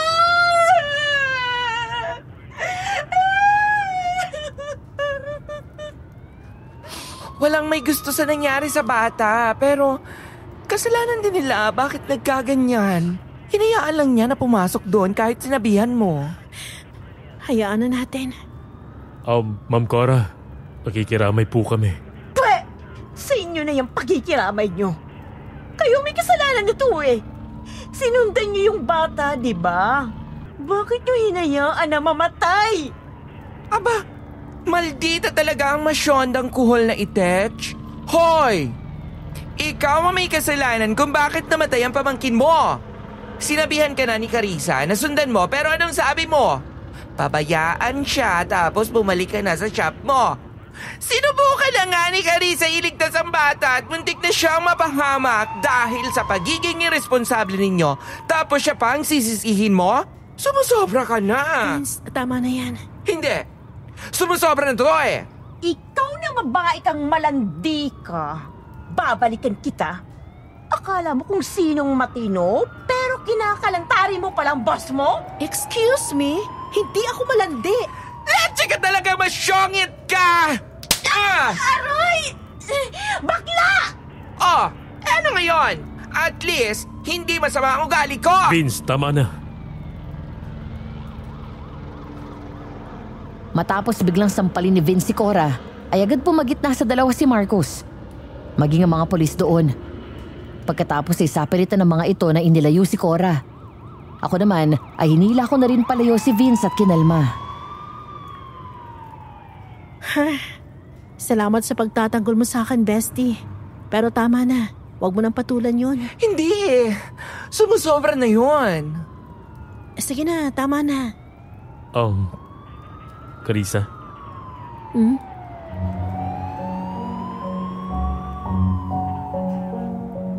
Sa halip na sumagot ay tumingin ito sa likod ko. Doon ako lumingon.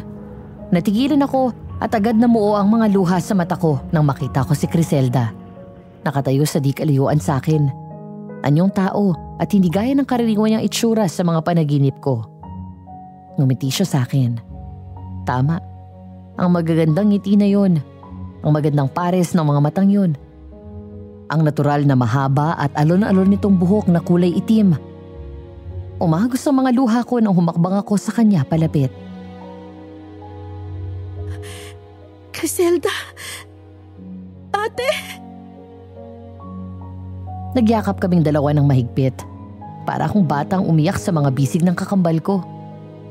Ate minsan ang tawag ko sa kanya dahil mas nauna siya sa akin ng 5 minuto.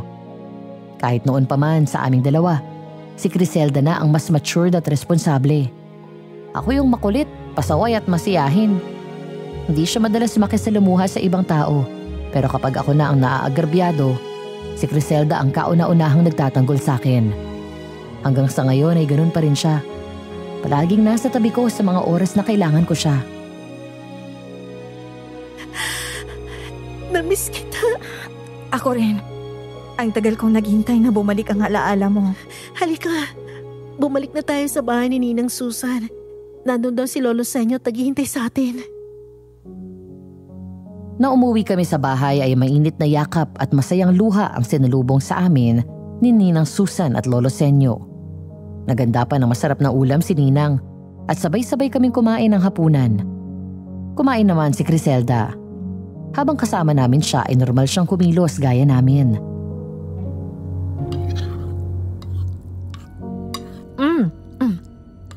Ang sarap nito, Ninang. Namiss ko tuloy ang mga ganitong pagkain. Dalasan mo kasi ang pagdalaw dito para naman maipagluto kita. Iba ba ang pagkain sa inyo? Halos pareho lang. Yung mga inaalay sa amin ng mga tao minsan. Lalo yung mga prutas, paborito namin yung mga matatamis. Pero mabuti naman at naisip mong tumalaw dito sa ating Criselda. Nangako po ako kay nanay at tatay na kapag bumalik ng alaala ni Carissa, saka ako tatawi dito. Nakakatuwa kayong pagmasda na magkasama. Ang akala ko nga hindi na mangyayari ito. Paano ba naman kasi ay nilayo ng husto ng mga kamag-anak ng nanay niyo itong si Carissa? Ang itinakda ay hindi na mababago ng kahit sino, Ninang. Kaya kahit nilayo nila si Carissa ay binabalik pa rin siya ng Diyos dito sa atin. Halagang hindi boto ang pamilya ng nanay niyo sa tatay niyo. Alam kasi nila ang tunay na pagkatao niya. Yun din ang dahilan kaya ayaw nila sa akin. Huwag mo na isipin yun. Kahit naman sa akin, ayaw nila eh. Nang mamatay si Lola, pinabayaan na rin nila ako. Ang importante ay nandito na kayong dalawa. O siya, kung tapos na kayong kumain, mabuti pa na magpahinga na kayo. Mauna na po ako, Ninang. Teka, sandali lang. Aalis ka na kagad? Hindi ka matutulog dito? Doon tayo sa kwarto ko, magkwentuhan pa tayo. Carissa, hindi na itong mundo ko. Kapag tumatawid ako mula sa mundo natin papunta dito, limitado lang ang oras ko.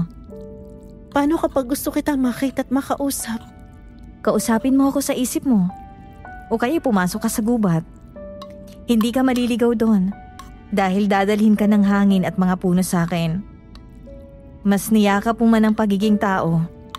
Hindi man ganap ang kapangyarihan mo, pero may dugong engkanto ka pa rin. Kaya mong kausapin ang mga halaman, maging ang mga hayop. Hindi mo man sila maintindihan, sila naiintindihan ka nila.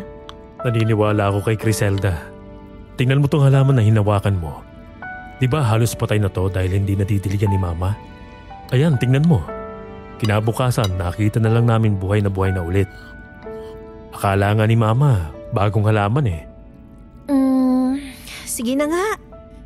Basta mag-promise ka sa akin ha. Sa susunod, matutulog ka na dito kasama ko. Kahit isang gabi lang.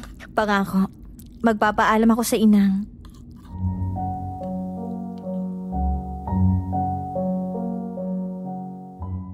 Ayaw ko man siyang pakawalan ay wala akong nagawa. Kailangan kong tanggapin na marami nang nagbago sa ilang taon na nagkahiwalay kami. May sarili na siyang buhay sa kabilang mundo namin at ganoon din naman ako.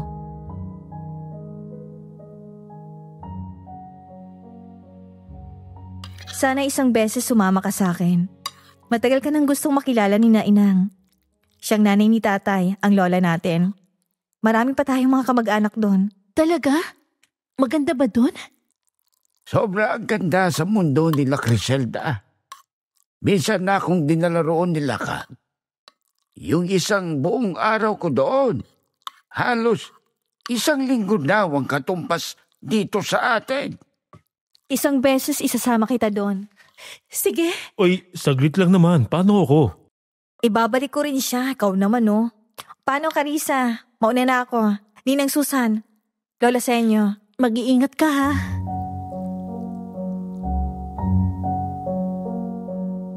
Mula sa bakuran ay hinatid ko pa ng tanawang kakambal ko hanggang sa makapasok siya sa gubat at maglaho sa kadiliman. Umuwi na rin si Lolo Senyo at kami naman ay pumasok na sa sarili naming kwarto. Dahil na rin sa dami ng nangyari ng araw na yon, madali kong naramdaman ang pagod at agad nakatulog. Madaling araw, ang kwento sa akin ni Marcus, sa kalagitnaan daw ng kanyang pagtulog ay nagising siya para magpunta sa banyo. Pabalik na siya sa kwarto niya nang mapansin na bukas ang pinto ng kwarto ko. Kaya nagtataka na sumilip daw siya sa loob. Nang makitang wala ako doon ay bumaba siya. Labis daw siyang nagtaka dahil naabutan niyang bukas ang front door maging ang gate.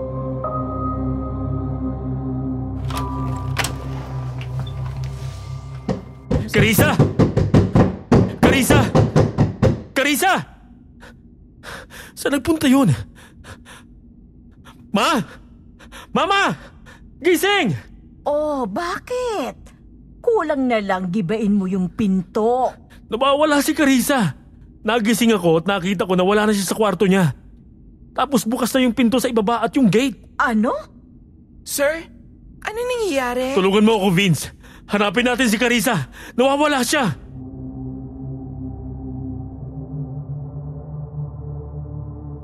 Ang kwento sa akin ni Vince, labis ang pag-aalala nila lalo na si Marcus. Halos balik na rin daw nila ang buong bahay pati ang paligid. Ngunit wala kahit anino ko. Kaya naman nagdesisyon na sila puntahan si Lolo Arsenio.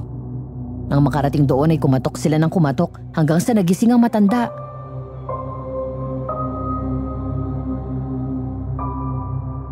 Lolo Senyo!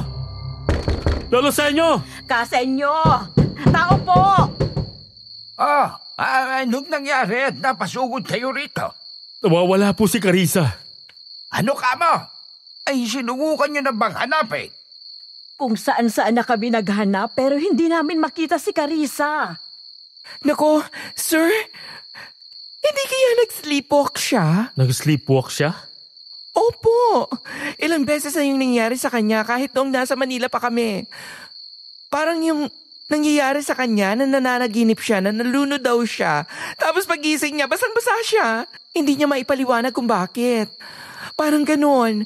Hindi niya alam na naglalakad siya ng tulog. Basta ang sabi niya, may tumatawag daw sa kanya. Ang nasa isip niya, gising siya. May nararamdaman ako hindi maganda.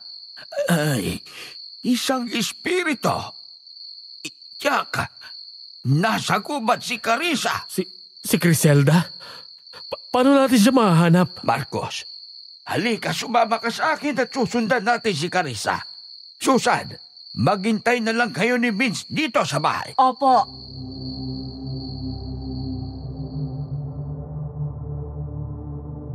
Nagmamadaling nagbihi si Lolo Arsenio bago lumabas.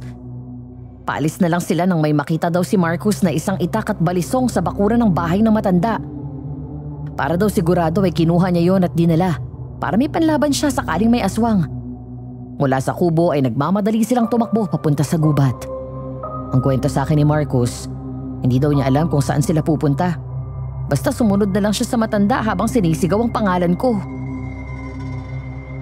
Carissa? Carissa, nasaan ka na? Ha? Ayan! Doon! Nanlaki daw ang mata ni Marcos nang makita ko sa di kalayuan. Malapit sa puno na nasa panaginip ko kung saan ko nakita si Criselda. Nakasuot ng kulay puting mahabang pantulog. Naglalakad at nakayapak lang. Binilisan daw niya ang takbo hanggang sa makalapit sa akin.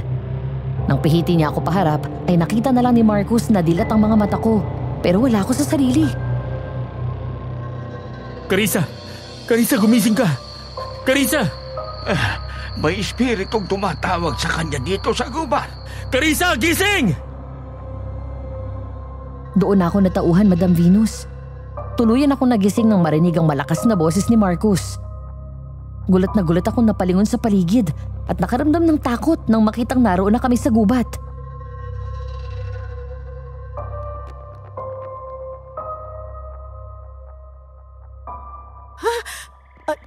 Anong ginagawa ko dito? Naglakad ka ng tulog. Sabihin mo sa akin, may napanaginipan ka ba na tinatawag ka ng boses ng kung sino? Oo, si tatay. Boses ni tatay ang naririnig ko. Basta sumunod na lang ako sa pinanggagalingan ng boses niya. Parang nagagaling dun sa misteryosong lawa. Salamat ang tumangat ka sa patibong ko, Carissa. Lolo Senyo, aswang ka? Pero akala ko isa kang albularyo. Tapos na akong magpanggap.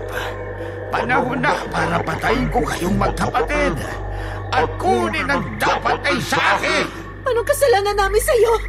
Ang ama mo, mayroong malaki. Inagaw niya ang teritoryo ko dito sa gubat. Noong umibig siya sa isang mortal. Ang akala ko ay mapapasa akin na ito dahil mas pinili niyang manirahan dito sa mundo ng mga tao. Pero hindi pa rin niya ito minigay sa akin. At sa halip, ang anak daw niya ang magmamana nito. Sinasabi na nga ba't hindi ikaw ang Lolo Senyo na nag-alaga sa amin? Criselda, anong ibig mo sabihin? Matagal nang patay si Lolo Senyo. Doon pa lang sa bahay ni Ninang Susan, iba nang pakiramdam ko sa kanya. Kaya ayoko man umalis, kinakailangan kong umuwi para makasiguro sa hinala ko. Wala nang kaluluwa ni Lolo Senyo sa katawan niya. At sa halip ay ang kaluluwa mong namamahay sa kanya. Isang itim na engkanto na may lahing aswang. Gaya ka ni Lirio. Tama. Magaling ka talaga, Crisel. Sandali. Ano bang nangyayari? Paano siya nakapasok sa katawan ni Lolo Senyo? Pinatay niya si Lolo Senyo nang minsan silang nagkaengkwentro. Nung umalis ang kaluluwa sa katawan niya, Agad na pumalit ang espiritu ng aswang na yan. Siyang pinsan ng tatay namin. Matagal na silang itinakwil ni inang sa aming mundo dahil umibig ang kanyang ina na engkanto sa isang aswang. Mula noon ay naghasik na sila ng lagim. Pilit nilang inaangkin itong kagubatan. Pati si Lolo Senyo, mga demonyo talaga kayo! Hindi pinagkatiwala sa'yo ni inang itong kagubatan dahil alam niyang masamang balak mo. Gaya ni Lirio, nambibiktima kayo ng mga inosenteng tao. Dadanak ang dugo dito sa kagubatan. Masisira ang sagradong lugar na ito. Wala kayong pakialam sa gagawin ko dito. Akin ito. Teritoryo ito ng pamilya ko. Matagal nang pinalayas ng inang ang pamilya mo dahil sa hindi ninyo pagtupad sa alituntuy ng kalikasan. Yan ang nagdala sa mga magulang nyo sa kamatayan. Ginamit mo lang si Lirio? Oo! Ginamit ko siya para sirain ang relasyon ng mga magulang ninyo. Ako ang nag-utos sa kanya na patayin kayo. Hayop ka! Pagbabayaran mong kalapastangan ang ginawa mo sa pamilya ko! Marcos, ilayo mo na si Carissa! Oo, halika na Carissa. Agad akong hinila ni Marcus palayo sa lugar na yon. Gustuhin ko man tulungan si Criselda, wala akong lakas at kapangyarihan gaya niya. Hanggang sa huminto ako at sabay kaming lumingon ni Marcus nang marinig namin ang malakas na sigaw ni Criselda. Uunahin kitang patayin. Hindi ka nararapat na maging bantay ng kagubatang ito dahil ang ina mo ay isang mortal! Kesa naman sa'yo! Anak ng isang demonyo! Mas malakas kami sa inyo! Hindi ako pwedeng umalis! Ano? Pero delikado dito. Marcos, hindi ko pwedeng iwan lumalaban mag-isang kapatid ko. Kailangan kong bumalik! Sige, halika na. Huwag ka mag-alala. Akong bahala sa'yo. Gamitin mo tong patalim. Tumakbo kami pabalik. Eksaktong hinagis ng aswang si Criselda. Doon ko lang napagtanto na mas sigit itong malakas kumpara sa naunang aswang na kalaban namin. Kung yun ay hindi umubra kay Criselda, ngayon ay hirap ang kapatid ko na kalabanin siya. Nang makakuha ako ng tiyempo, bigla akong tumakbo palapit. Hindi ko na naisip ang sarili kong kaligtasan dahil ang mas inalala ko ay si Criselda. Hayop ka!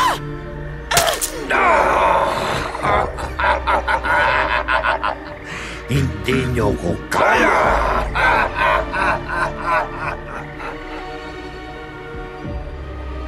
Nang masaksak ko ang aswang sa likod, ay mabilis itong nakalayo mula sa akin at nasunggaban ako sa leeg. Dahil napunta sa akin ang atensyon ng aswang, hindi nito napaghandaan ang biglang atake ni Marcus.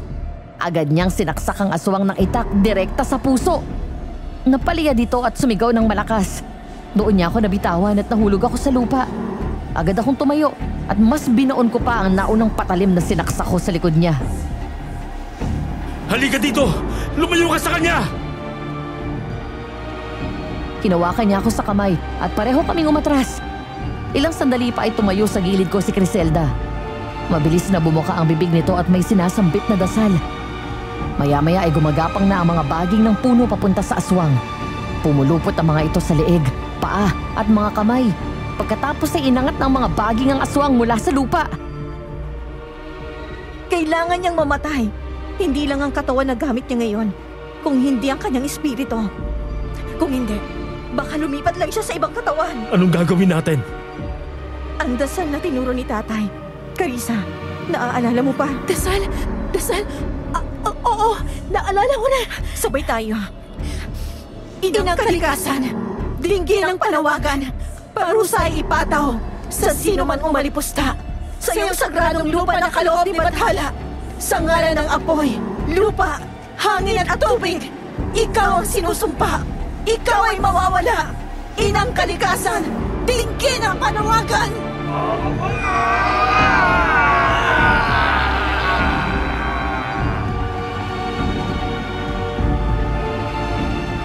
Biglang humigpit ang mga baging na nakapulupot sa leeg ng aswang hanggang sa halos mawala na ito ng hininga.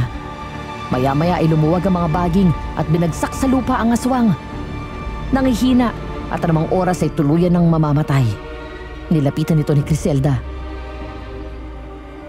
Itong tatandaan mo, aswang!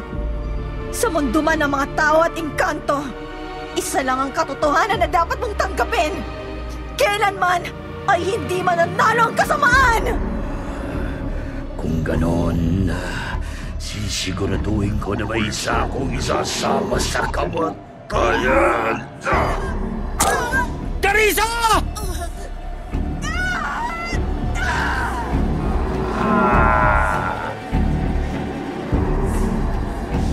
Nang bumagsak sa lupa ang aswang, may binato ito at lumipad papunta sa akin ang isang matulis na sanga ng puno at bumuon yun malapit sa puso ko. Mabilis akong nasalo ni Marcus nang bumagsak ako.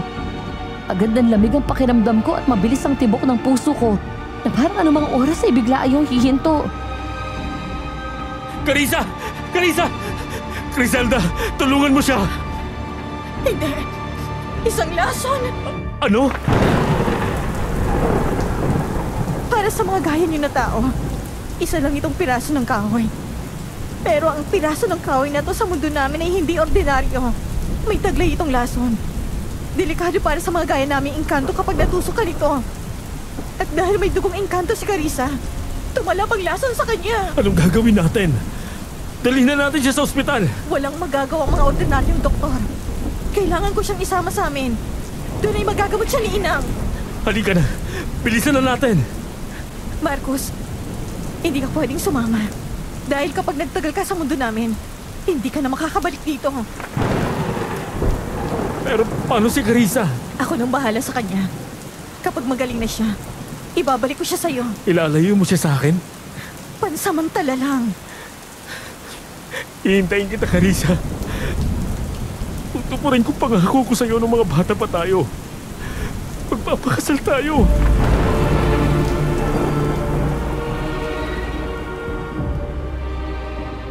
Ang kwento sa akin ni Vince mula daw nang nawala ako at isama ni Criselda sa kanilang mundo ay palagi nang malungkot si Marcus. Mag-iisang buwan na ang lumipas mula nang makaengkwentro namin ang aswang na totoong dahilan ng gulo sa buhay namin. Ang araw na yon, lumawas daw mula sa bahay si Marcus at malungkot na naupo sa isang bangko. Oh, lungkot-lungkutan na naman ang atake mo dyan. Sad boy era. Miss na miss ko na si Carissa, Vince. Araw-araw, hindi mawala ang takot ko na baka hindi na siya bumalik. Baka kapag magaling na siya at nakita niya ang mundo ni Criselda, baka magustuhan niya na dun at maisip niya na hindi na bumalik. Sabi na eh. Wala nang kunin siya ni Criselda, naging matamlay ka na. Pero huwag ka mag-alala, sir. Babalik si Carissa, maniwala ka. Kilala ko yon. Kapag sinabi niya, gagawin niya. Isang buwan na eh. Hindi ko maiwasang mag-alala. Hintayin mo lang siya. O Marcos, aalis na muna ako at may bibilihin kami ni Vince sa kabilang bayan. Baka mamaya pa kami makabalik. Sige mama, ako nang bahala dito. Ay, sandali lang, mother. Mamaya na tayo umalis dahil mukhang may magaganap na reunion. Reunion? Anong ibig mong sabihin? Ayun oh! Mula doon sa nilalakaran ko palabas ng gubat, nakita ko si Marcus na biglang napatayo. Una nitong nakita si Criselda na naglalakad sa unahan ko. Ngumiting lumingon sa akin ang kapatid ko bago binigyan ako ng daan. 4 na araw lang akong naroon sa mundo ng mga engkanto. Pero ang sabi ni Criselda, isang buwan daw ang katumbas nito sa mundo ng mga tao. Kitang-kita ko ang masayang mukha ni Marcus nang makita ako. Agad itong tumakbo palabas at sinalubong ako. Nang makalapit, hindi ko napaghandaan ang gagawin niya. Bigla ko hinalikan ito sa labi ng matagal. Hindi na ako nagpakipot pa, Madam Venus. Tumugon ako sa halik niya dahil kahit ako ay namiss ko siya ng sobra. Akala ko hindi ka na babalik eh. Pwede ba naman yun? Alam ko naman na naghihintay ka eh. Pagkatapos ng mga nangyari, nagbago ng isip ko. Iligawan kita araw-araw hanggang sa pagtanda natin. Basta sagutin mo lang ako sa itatanong ko. Ano yun? Will you marry me, Carissa? Kasal agad? Oo, dahil sigurado na ako sa'yo. Mahal na mahal kita.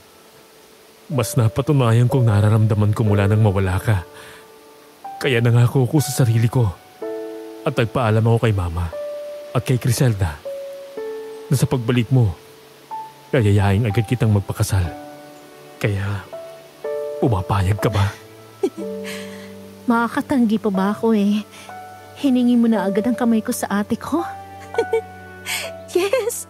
Pakakasal na kita, Marcos. Mahal na mahal din kita. Sa sobrang saya ko ay ako na mismo ang humalik kay Marcos sa kanyang labi. Matapos yun ay matagal kaming nagyakap. Sunod akong sinalubong ni Ninang Susan at ng matalik kong kaibigan na si Vince. Teka, nasaan yung singsing ko? Ah? Nasa kwarto ko eh.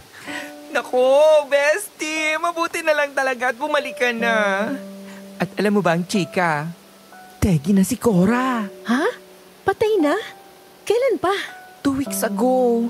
Pumasok sa guba tapos ayun, natagpuan na lang siya. Natsugi na ang lola mo. Abay nalunod daw. Makahulugan akong lumingon kay Criselda. Inosente itong tumingin sa akin ng patanong. Pagkatapos ay patay mali siya na hinawakan ng mga halaman sa paligid. Kumarap ako sa kanya ng nakapamewang. Madam, mukhang may kailangan kang ipaliwanag. Kasalanan niya yon. Inaway niya ako eh. Isang beses pumunta ako kay Ninang Susan para sabihan sila na huwag mag-alala sa'yo. Akala yata niya ikaw ako. Sinundan ako hanggang sa gubat. Tapos sinabunutan ako. Dinilak ko ang paa niya sa lawa. Ay nako, bakit pa kasang hilig mong kumuha ng mga tao? Yung ibang nababalitaan ko na yung kanto, ganyan din. Silang may kasalanan. Wala silang respeto sa kalikasan. At siya, inaway niya ako. Ang mga gaya niya kailangan parusahan. Ang ibang engkanto, kinukuha nilang mga tao dahil minsan sinisira nilang kalikasan o kaya may galit sila sa taong yon. Yung iba, dahil sa pag-ibig. O kaya naman pinoprotektahan nilang kanilang teritoryo. Hindi ako natutuwa na tegi na si Cora pero mula noong nawala siya, naku, tumahimik sa compound. Ang mabuti pa, mauna na tayo, Vince. Mukhang mapapagabi tayo ng uwi. Mauna na rin ako, Carissa. Salamat sa lahat ha. Balik ka dito. Dadalaw ako. Kapag na-miss mo ako, pumunta ka dun sa puno kung saan ako nakatira. Sige. Isuot mo itong kwintas na to. Tingnan mo. Pareho tayo ng disenyo. Huwag mong huhubarin yan dahil poprotektahan ka niyan sa lahat ng masasamang elemento na gustong manakit sa'yo. Salamat. Bye. Ingat ka ha. Halika na sa loob. Ipapakita ko sa iyo yung singsing na binili ko. Singsing lang ang ipapakita mo? Pilya ka ha. Sige, dahil dyan, may iba rin ako ipapakita sa iyo. Hoy, sandali. Huwag tayo tumakbo, baka matapa tayo, uy!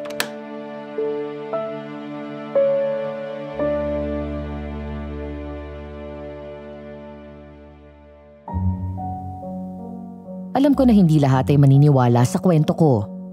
Pero ako ang buhay na patotoo, na tunay ang aswang at tunay ang mga engkanto. Dahil isa ako sa kanila. Mahiwaga ang buhay at marami sa mundong ito ang hindi kayang ipaliwanag ng siyensya. Mga bagay na mas mabuti pa na maratili na lang na misteryo. At alam niyo ba, ang ganda-ganda ng mundo nila. Parang paraiso sa ganda. Nang magkarayo kami ni Criselda at mabura ang alaala ko, hindi naging hadlang yon para hindi kami magkitang muli. Naniniwala ako na ang Diyos ang mismong nagdala sa akin sa Baryo Malinaw. Napatunayan ko rin at natutunan ko mula sa mga nangyari sa akin na ang pagiging sakim ay walang naidudulot na maganda. Ang kasakiman ay maaring gamitin ng masasamang espiritu na maaring magdala sa atin sa kapahamakan. Ngayon ay kasal na kami ni Marcos, Madam Venus. At ilang araw pa lang ang nakalilipas Nang matuklasan namin, nabuntis ako sa aming panganay. Si Criselda naman ay tahimik pa ring namumuhay sa kabundukan. Pero alam niyo ba na may isang binatang nagawang paibigin ang mailap at malamig na puso ng kakambal ko? Hayaan niyo, sasabihin ko sa kanila na sumulat sa inyo para sila mismo ang magkwento ng kanilang karanasan. Hanggang dito na lamang at maraming salamat po sa inyong pagsubaybay sa aking kwento. Sana ay nagustuhan ninyo at may natutunan kayo rito. Huwag po natin kalimutan mag-like, share at subscribe sa Aswang Diaries YouTube channel. More power po sa inyo and God bless. Love, Carissa.